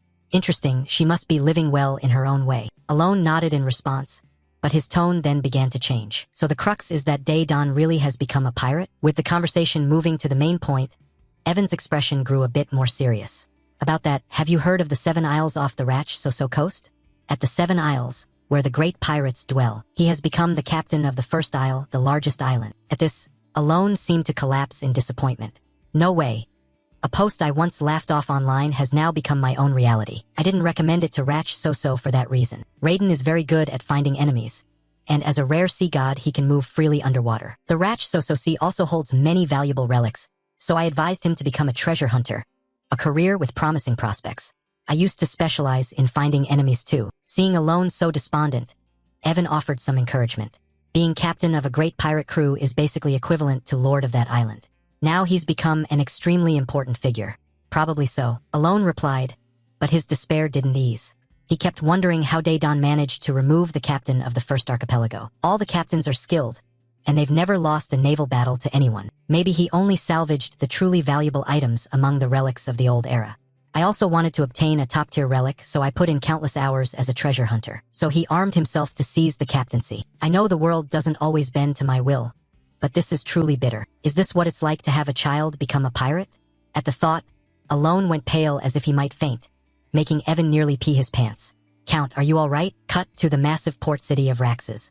On the far side of the city's coast lies the pirates' 7 Isles, and the largest among them is the first archipelago. The great pirate, the Red Slayer, was once the captain here. He exchanged wealth for the patronage of the Celestial King, and this is the one who defeated him to become the new captain of the first archipelago. Raiden now wore an expression of deep displeasure. I just don't know, what is the Great Moon anyway? I never cared about it, so I never really thought deeply about it. At first, he was simply someone I was grateful to. I should have died as a slave being carved up. But because of him, I met Yusha and awakened my power. Honestly, I felt like I was following Yusha's orders while serving as Lam Noyet. So when I received a direct order from the Great Moon, I truly couldn't understand it. What does becoming a treasure hunter even mean? It even fills me with disgust. I must begin my revenge as soon as possible. Those black things, they massacred an entire tribe. We were living peacefully on an island nobody even knew about. On the continent we were lucky enough to escape to. Those damned hunters killed my parents when they were exhausted and sold me off like a slave. I don't think becoming a treasure hunter and that gift have anything to do with my vow of vengeance. The day Daedon first stepped here, it seems I at least had to pretend to follow orders. Why is it so noisy over there? Raiden paid attention to a nearby ship. Wanted posters were now appearing on the board behind it. He immediately probed with his power. Those who ruined everything for Raiden were all here. A scar-faced man sneered, saying, only the chosen great pirates can receive the Celestial King's protection through wealth. The selected captains of the 7 Isles are eternal. At this, Daedon could no longer contain his killing intent. I found the bastards who killed my parents. So they've finally seized power, have they? That celestial king is deliberately spreading lies, saying that only through a sacred ritual using parts from the sea god's body can one receive the power granted by the sea god Kolai, and every captain of the Seven Isles once wielded that power.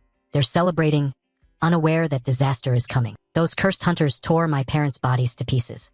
Raiden's fury erupted. On the night of the fireworks, Raiden stood high on the gloomy ship watching the scene. Waves crashed continuously as he gloomily wondered to himself, how could he have known? Raiden muttered, even though I never told him before. He looked at the beautiful ship out there and marveled inwardly, as if the great moon were fulfilling a promise, and had even arranged the chance for revenge at this perfect moment. Raiden clenched his hands, trembling, thinking, but with our strength, we probably can't fight them right now. He recalled those people, since they were the ones who possessed the power of the sea god. At that memory, Raiden suddenly paused to consider that, if it had all been planned from the start. Raiden raised his pendant and murmured, then this gift must have its reason too. Raiden held the pendant up high under the moon and around the ship. The great moon had already arranged everything. He grasped the chain with both hands reverently. Raiden always understood that the board and the groundwork for revenge had been laid out. Then the young man, eyes full of resentment, placed the pendant on his forehead, his resolve kindling high. The next day, the sea shimmered green with waves.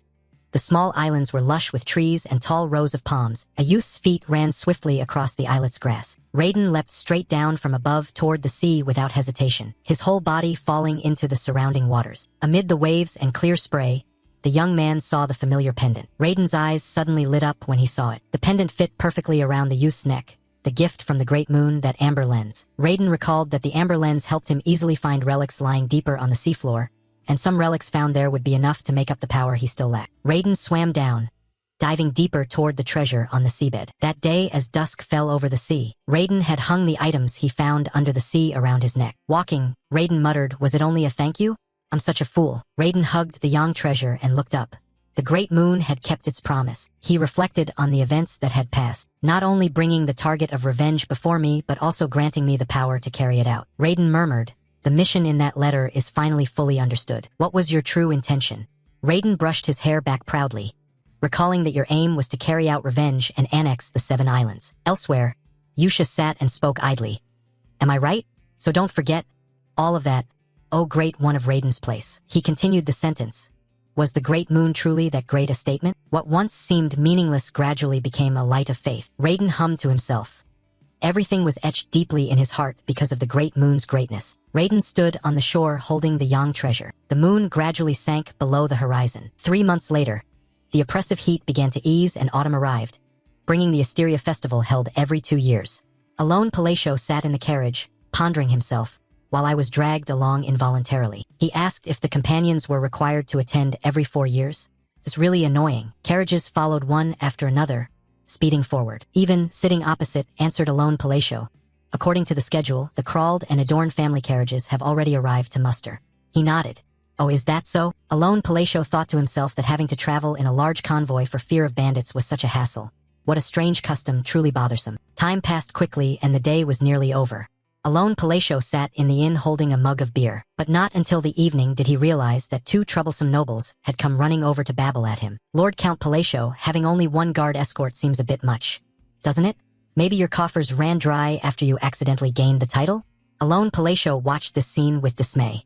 The problem isn't bandits. It's these nobles. He took a plate to cover his helpless face. Mocking each other sure feels good for them. Go gossip behind someone else's back and be done with it. Actually, this wasn't unfamiliar to Alone Palacio. He had been a legendary bastard whose power once dominated the entire eastern underworld, built on piles of loot from that realm. Alone Palacio recalled his own background. But having been content with his current life, he'd hung up his sword and was living comfortably now. What's the difficulty?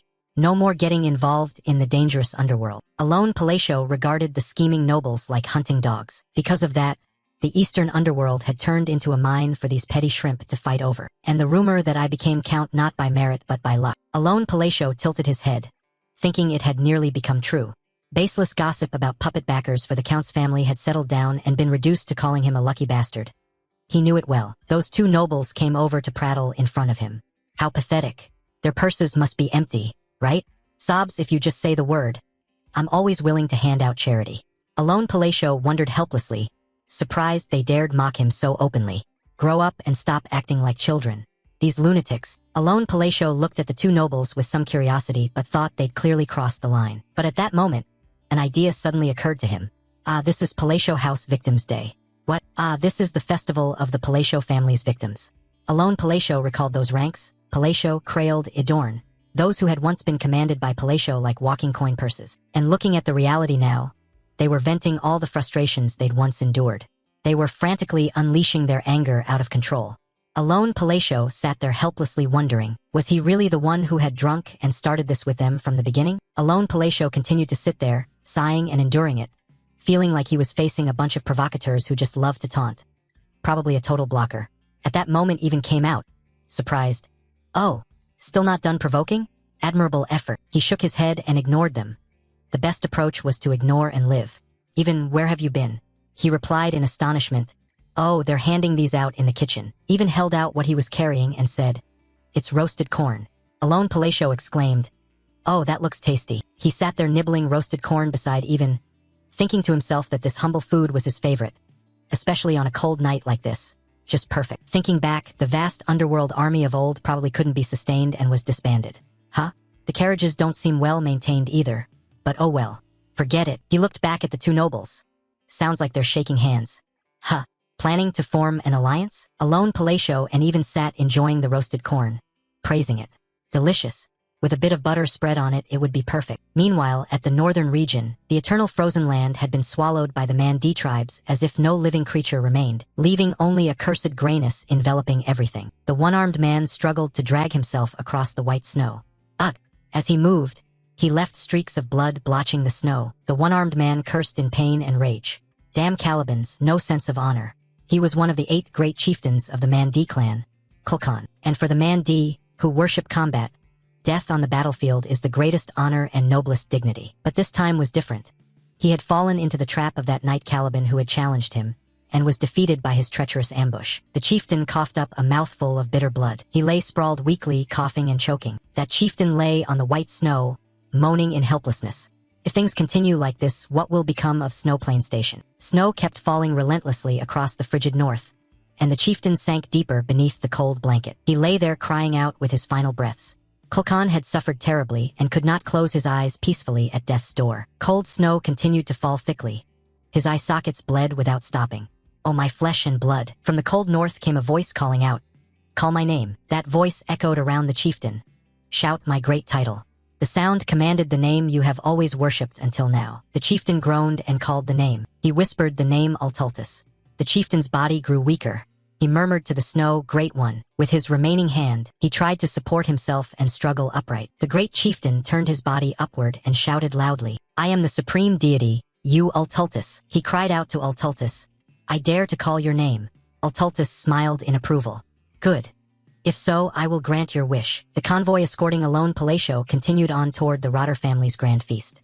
En route to the social gathering, the sweet middle-aged life went on. Even with other houses present, the taunts never ceased. The two nobles Crailed and Adorn drunkenly cackled and sang at Alone Palacio. What? That Alone becomes fodder for gossip?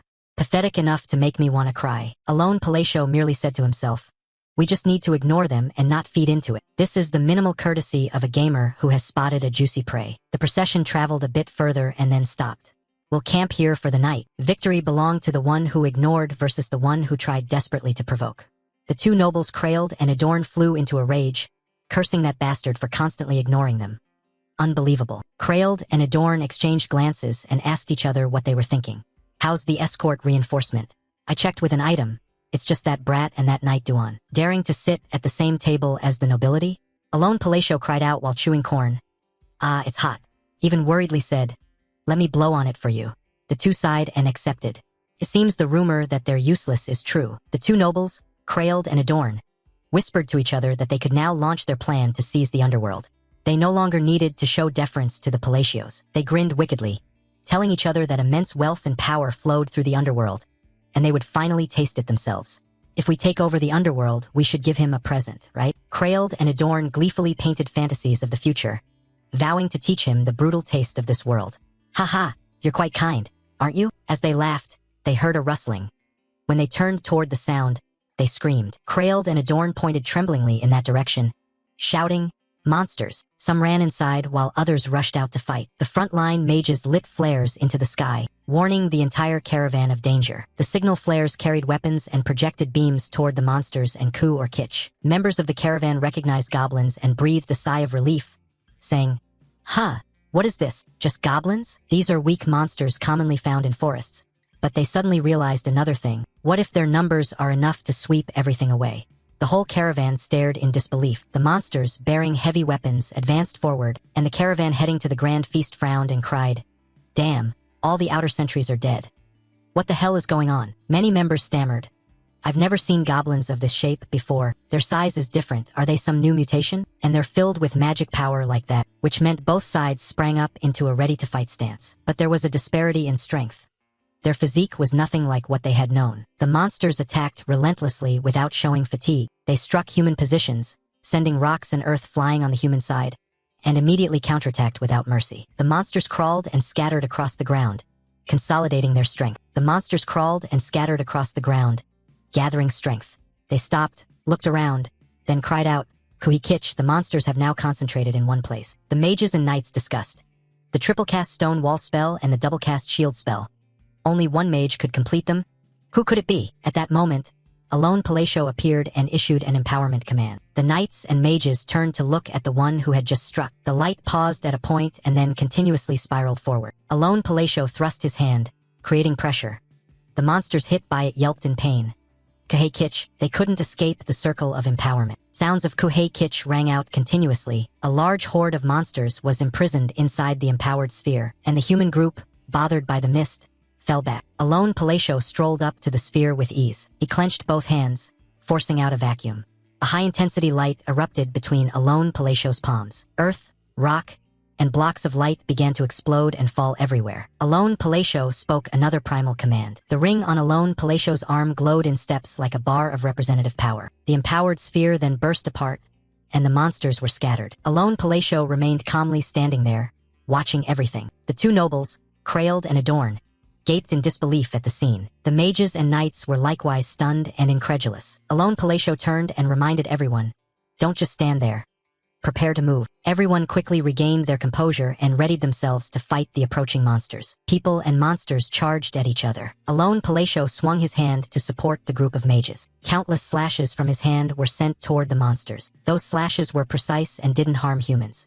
Even fighting turned to look in awe. Time continued to pass, and the brave humans kept fighting without retreat. Neither side stopped until dawn. When it grew quiet, those who had hidden in safety ran out joyfully, shouting, "It's over, it's over." The mages and knights panted, tired but relieved and proud. All eyes turned toward a lone Palatio, everyone thinking about that person. Seeing a lone Palatio in armor, everyone wondered who he really was. But no one knew his face had gone pale. He had nearly died. Trouble had nearly found him. A lone Palatio glanced at the special ring on his hand. Although his daily spell uses had increased, it was still only 3 or 4 times. In battle, he was just an ordinary man with a meager mana core. Even ran over and asked Count, "Are you hurt anywhere?" Alone Palatio nodded, I'm fine." He still looked pale and thought to himself, even here, losing the ability to defend oneself is truly terrifying. Even asked puzzled, "Are you really okay?" He replied, "I'm fine." A lone Palatio thought that at first he had been so irritated he considered going alone. But he was lucky he chose to travel with the nobles. But this crystallization stone is the bigger problem. How did it appear? Spirit crystallization is a strange phenomenon that occurs when an evil god is about to descend, causing affected monsters to grow more ferocious and their bodies to become stronger. A lone Palatio moved and pondered. How could this happen? It shouldn't be like this. He was still puzzled by several things. Clearly this should only occur when the 5 great sins are born. Have the world's rules collapsed so much that those evil gods can appear? And this signaled that before long they would descend upon this land. A lone Palatio despaired and held his head. The youngsters haven't awakened the power of the 5 great sins yet. Why? What on earth is happening? That day, a lone Palatio set aside everything and decided that upon arrival, he must immediately gather information first. He glanced back to observe. If this situation continued, sooner or later our heads would be off our shoulders. The 2 nobles behind still hadn't recovered, clutching their heads, pale and speechless. The next day, the Roteger alone Palatio household arrived. Weary from the long journey, he groaned in exhaustion. They had finally reached their destination. Because the whole party had run into one trouble after another, the veil of the grand social banquet had been lifted. Even sat behind him rubbing alone Palatio's shoulders and neck. He complained that he wanted to go home and sleep deeply. The grand social banquet inside gathered countless nobles, all elegant and refined, but it was merely a painted facade. Alone Palacio looked around, assessing the Lauder family's feast. All this decoration is gold? It must have cost a fortune, right? Even sipped his wine while bored and sneering, deliberately flaunting wealth. Maybe I could take a piece and no one would notice? The gaudy red earth looked truly tacky and provincial. While Alone Palacio was lost in thought, he heard voices from afar. My goodness, Duke Lauder is certainly not ordinary. The latte noble laughed and replied, Is it because my little bird won't let me be alone?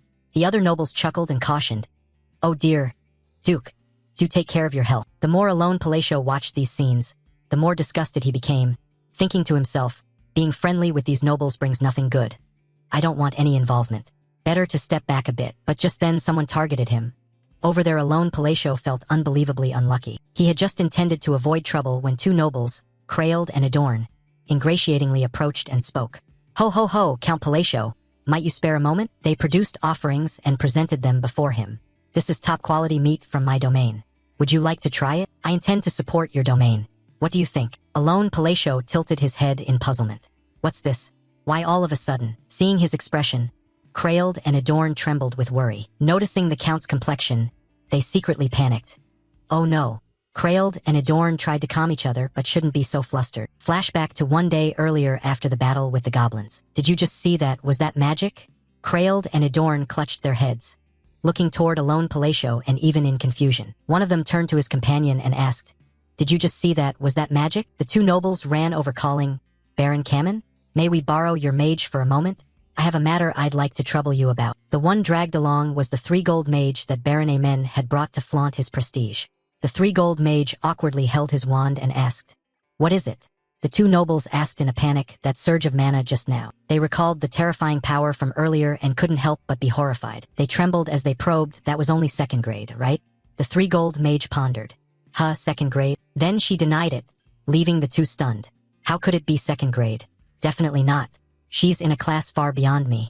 So 3rd grade or higher then. Crailed and Adorn, eyes brimming, wondered aloud. Becoming Count Palacio by luck? Don't dream. They had witnessed that power without any guards. The gaze Alone Palacio cast back during the magical battle still haunted them. They thought of him as someone who masked a ruthless, cold nature. Therefore, now they tried to save their lives by bribing him. With no other way, having come this far, Crailed and Adorn decided they must bow. I was willing to behave rudely toward Lord Palacio. I had sunk into such fanciful delusions that I lost my mind. Both of them begged, Please have mercy. Even went up to Alone Palacio, bewildered, and asked, What's this? You followed me all the way here just to say this? He wearily wondered, What on earth is going on? I still don't understand any of it. Even put a hand on his shoulder and asked if he should deal with them. He shook his head. It's just a waste of energy. He sighed, recalling that even if this were a very open country, this had crossed the line of what could be overlooked. Alone Palacio answered even, Let me handle it. I don't have that kind of power, but whatever, just frighten them as much as possible. Then Alone Palacio narrowed his eyes to play the cruel role. The two nobles, Crailed and Adorn, knelt trembling on the banquet hall floor. They clasped each other's hands and cried, We're finished. This is worse than death. After that, the banquet continued on in a fake, lively fashion. Alone Palacio glanced around and sent even to the Intelligence Guild. Then he'll dig up information on those nobles. Alone Palacio picked up a pastry, nibbling it while listening to the nobles' conversations. Oh, those two seemed to be discussing something secret. The two nearby nobles were standing in a corner talking. Alone Palacio tried to eavesdrop. He considered using mana to enhance his hearing, but that would be excessive. One noble asked, Have you heard? About Duke Althea and Count Zenonia. Alone Palacio was shocked to hear it. Yes, I've heard they're about to form an alliance, right? The alliance alone was strange enough. He munched his pastry and thought, What's the big deal? There's nothing to worry about. Alone Palacio clicked his tongue at the two. After all, the families behind those two already dislike each other. That alliance probably won't last long. Then he savored his favorite bite of pastry. Alone Palacio exclaimed, The tea is excellent, this shop is superb, and there's even juicier gossip. Don't gape when you hear this. The two nobles continued chatting. Their leader isn't one of them. So who is it? They murmured while Alone Palacio remained lost in his pastry. It was said that when they heard the name the two fell as if struck by lightning, because the name the two mentioned was Palacio. Alone Palacio heard it and dropped his pastry bite. Their leader, he looked over there in utter bewilderment. Alone Palacio nearly went mad hearing them say it. They say it's Count Palacio. He silently re-examined his life since arriving here. What nonsense are they talking? As for Duke Althea, I only met her once when she was a young lady. And Lady Zenonia I've only met a few times. Alone Palacio held his head in frustration. Count Zenonia hasn't even met him. How did such a baseless rumor spread? It's clearly just idle chatter. At that moment, someone else ran over calling for Count Palacio. Alone Palacio wearily wondered why so many people were approaching him today. It's making him uneasy. The noble introduced himself. I am Cayman, the third son of the Kamalan ducal family from the kingdom of Ashudalan. An honor to meet you. He somewhat understood. Such a grand ceremony would draw nobles from allied nations too. Yes, pleased to meet you. I am Count Palacio. Cayman suddenly provoked Alone Palacio, saying, I heard you became a count by sheer luck? I'm jealous enough to want to see if you have any special trick. At that moment he was a bit irritated and cursed under his breath. Well, nowadays even taro waffle cones can talk. Just then other nobles approached to confront that fool Cayman. What did you just say? Are you defending him? Are you insulting the nobles of our kingdom of Asteria? Cayman, frightened, tried to explain. No, that's not it. What is this? Isn't that just a harmless punching bag to vent on? This fool will now introduce himself. I am Cayman Kamalan, a romantic and refined gentleman. I traveled far to take the youngest daughter of the ducal Lauder family as my wife. Would my fiancé like to taste the exquisite pastry I brought? What woman in this world is perfect in every way? Cayman, with his fiancée, glanced at the two young ladies passing by. Humph, he immediately switched to a nasty judgmental mode. That lady should watch her figure a bit, right? Cayman babbled beside the Lauder maiden. Who is that next to her with the slightly upturned nose? Then he turned back to flatter his fiancée. Luckily, the Lauder lady really does resemble her mother and is very beautiful. Time to court her. The Lauder lady disdainfully replied that our engagement proposal is rejected. I must reconsider. Cayman shouted in panic. What? He sat there calling after her. Lady Lauder? For some reason, our betrothal is broken. Enraged, Cayman stormed into the main banquet hall. I traveled so far for this. Truly infuriating. At that moment, Cayman saw Alone Palacio standing and nibbling a pastry alone. Cayman sized up Alone Palacio, black hair and a cold face. Is that him? Count Palacio. Humph, I've heard he's just a lucky brat with no backing. He regarded him as something easy to bully, a perfect target to vent his anger on. Recalling earlier, the marquises and counts asked Cayman, did you not bring proper etiquette? The Kingdom of Austria is our long-standing ally. Cayman stammered like a little mouse. No, it's because Alone Palacio watched the scene helplessly and sighed. How unlucky must one be to have all three of them intervene? And why does this noble pressure tactic look so familiar? Seeing Cayman Kamalan bowing and begging, I am sorry, the three high nobles, stern as officers, reprimanded.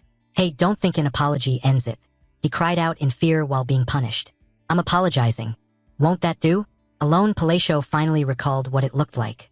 It reminded him of his time in military service. Cayman sobbed and fled while crying, hiccuping that he had committed a grave disrespect and deserved to die. Duke Lauder, Marquis Mardanio, and Count Balin came to ask Count Palacio if he was all right. He waved them off urgently. I'm fine. Afterwards, Alone Palacio kept it to himself. But why is everyone acting like this today?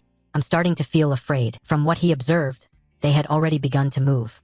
That proved the rumor was true, and if Althea and Zenonia entered politics in earnest, Palacio's power as their leader would be immense. Alone Palacio wondered if it was because of that rumor. This kind of trouble would be worse if it escalated, so it would be better to clarify that it's only a rumor. Marquis Mardanio stepped forward to speak. Come to think of it, I've never really spoken with you, Count. Duke Lauder added, you must be very busy. I understand. Alone Palacio replied awkwardly. Actually, Marquis Mardanio rubbed his hands and asked, I've heard that Count Palacio has been busy studying magic recently. Coincidentally, I have some rather fine artifacts. He continued, so I want to present you with these relics capable of storing mana. What do you think? Duke Lauder and Count Balin also stepped forward with offers. What a coincidence, I too prepared a gift. Count, please accept this token of our sincerity. Alone Palacio was dazzled. He knew he should correct them and say it was only a rumor. Yet he couldn't resist the temptation. So he kept silent and accepted 2 magical artifacts and 5 vials of mana-restoring potion. Dawn at the Lauder ducal villa. In the villa's drawing room, a mysterious woman asked Marquis Mardanio, how did it go? He replied, fortunately he accepted happily. Small gifts among nobles are mere social protocol, but precious items like relics carry a different meaning. Those who wish to join a faction offer valuable items to the leader. The woman said, the fact that he agreed to accept is already cause for celebration. Marquis Mardanio laughed heartily. It's all thanks to the generosity of Duchess Althea. She raised her hand excitedly and said, welcome, Marquis Mardanio, the Duchess smiled. Althea cheerfully declared, "From now on we officially share the same front." He replied that this was indeed an extraordinary privilege. Everyone was readily agreeable. He thought inwardly that Duchess Althea had always been reserved and seldom appeared in person. Yet this time she came herself and chose to meet only a few individuals. She had likely already selected the pieces she needed, using money and influence deftly to bypass formal ceremony. Although the rumors seemed random and rootless, this was actually a very deliberate political move. The opportunity lay before us. We must seize it. Duchess Althea then spoke, breaking the silence. "Now it's time for us to take action." This was the 4th day since the banquet began. For some reason, the number of gifts continued to increase each day. It was certainly because of that silly rumor about my relationship with Althea and Zenonia that everyone rushed to curry favor. A crafty glint appeared in his eyes. Since he'd already accepted them, they probably wouldn't ask for them back. Gather these up and find a way to slip away out of sight. But then a voice from behind startled him. Even spoke up, "My lord." Seeing him startled, the boy asked with some curiosity, "Why do you look so shocked?" "I have returned." Alone let out a quiet breath of relief. "I was just lost in a few thoughts." Then the two of them returned to their rooms. Hearing Even's news made him exclaim, "To the north? Has the evil god truly descended upon the northern regions?" He replied, "Yes, the situation in Caliban is extremely chaotic. Based on ancient records, Medist may also be connected to this dark force." Alone rubbed his chin in boredom and asked, "What about the additional information I requested?" He answered, "The person you are looking for is currently residing in that village, located in the north of the kingdom of Ashudalan." This made him nod with satisfaction. "Good, just swing by on the way. We'll depart for Caliban immediately." This sudden decision startled Even. Why the hurry? Why must the destination be Caliban? "Are you really determined to head north?" He replied, "We'll discuss the finer details on the way. Prepare to depart right now." The boy nodded in acknowledgement. Understood. After Even left, Alone leaned back in his chair, clutching his head in frustration. Honestly, he didn't want anything like this to happen here. These are entities of catastrophic scale comparable to the 5 great sins, the evil gods. Because of the influence of spirit crystallization, you cannot predict which evil god will borrow a mortal form to descend. That's why I've worked to gather information to intervene early. I didn't expect things to escalate so quickly. From gaming experience and witnessing hundreds of possible scenarios, the outcome for this world formed in my mind with chilling clarity. Alliances between kingdoms would crack and fall apart, leading to a senseless war over lands tainted by otherworldly power, ending in annihilation. If that happens, my current life would vanish in an instant. Although I've devised countermeasures. After an evil god descends, there will be a temporary calm lasting several months before it fully awakens and becomes a possessed deity. During that transition, its power in the form of a divine soul hasn't reached perfection yet. Exploiting that window is probably the most viable option. There's no certainty, but we have to take a gamble, because this is the only remaining path. I wonder what the child would like. Cut to a week later. Someone ran in to report, "Captain." He took the letter and began to read, and suddenly his eyes widened in surprise. He immediately summoned the deputy captain. The man replied, "Yes, your order. Go and spread the word that the northward plan will be postponed for another 2 weeks." On the fields near the village of Parkaran in the north of the kingdom of Ashudalan, he was now present there. His gaze was somewhat vacant as he thought, surprised to encounter him at this moment. A boy stepped forward to the two of them and said, "Hello, sir." He continued, thinking that the boy truly had a striking appearance. This boy was Eliban, the protagonist of the RPG psychedelia that players inhabit. The protagonist's aura is always distinct. This face was exactly as he'd seen in the game. Is that a boy? He's truly exceptional in person. He looked down at the boy and asked, "Do you know who I am?" The boy scratched his head and replied, "No, I just feel excited to meet strangers for the first time. My name is Eliban." Looking at the boy, he continued to wonder how this real world would differ from the game. The concept of a protagonist really can't be denied. Sooner or later, he would gain fame and possess power far beyond what the character he once controlled had. Standing before the character he used to control felt very strange. Pulling himself together, he said, "You're a bright and very polite boy." Then he produced a small pouch and placed it in the boy's hand. "Here, take this." The boy opened the pouch and pulled out a gold coin. Puzzled. "Isn't this money?" He didn't pay attention to the boy and called for Even. Even immediately produced a suitcase and opened it. Inside were several vials of mana. This surprised the boy greatly. Then Even took out countless more gift boxes, and in an instant the gifts were piled into a mountain behind them. Pointing back, he confidently declared, "All of this now belongs to you." The boy's eyes went dizzy. "All of this is really mine?" Then he asked, "Why are you suddenly giving me so much money?" He replied, "Consider it an investment." He thought to himself that he had already prepared everything the protagonist would need for the early development stage. He placed a hand on the boy's shoulder, his voice resolute. Because in the future you will surely become someone greater than this. He thought further that the boy should grow quickly and clear out those evil gods for him. Then he turned and left, thinking this was a considerate gesture. Wasn't it? At least use material means to win people's hearts. Then he suddenly turned back to introduce himself. Forgive me for the delayed introduction. I am Count Palatio, remember that name well. I am the benefactor sponsoring you to achieve success in the future. The boy hurriedly chased after him. Thank you, sir. No, my lord Count. I will forever engrave this favor in my heart. Sitting in the carriage, he peered out, thinking, wait, was the boy always this energetic? A dark fantasy game shouldn't really have such a bright atmosphere. Beside him, even spoke up, my lord Count, I roughly understand what you're doing. But is it okay to leave like this without explaining anything? He replied, he's a smart child. He'll understand on his own. He continued thinking that the current situation concerns lives and is urgent. They couldn't linger to farm goodwill points forever. To be safe, I even activated an auto-level-up mode for the protagonist. Pay-to-power is really strong. Even observed that, in any case, the child seemed to possess innate talent. Dense mana surged powerfully, completely at odds with his simple garb. It seemed he carried some miraculous artifact on him. He added, even I can sense that stream of magic. He mused that the character should normally have only basic stats before starting a journey. So this is certainly another deviation from the game's original. Perhaps it's the butterfly effect I couldn't foresee. For a protagonist, such a change is even more pronounced. But whatever, so long as my plan to enjoy a peaceful life isn't affected. He said that the stronger the boy becomes, the more it benefits him. This investment will surely pay off. After all, Eleben is one of the few with a kind heart in this brutal world. So there shouldn't be anything to worry about. Wait, kind heart? He turned to Even and asked about it. That name, Deus. Would he agree to meet with me? He thought inwardly that Deus was so fearful he had never once set foot in the orphanage. He hadn't expected things to come to this.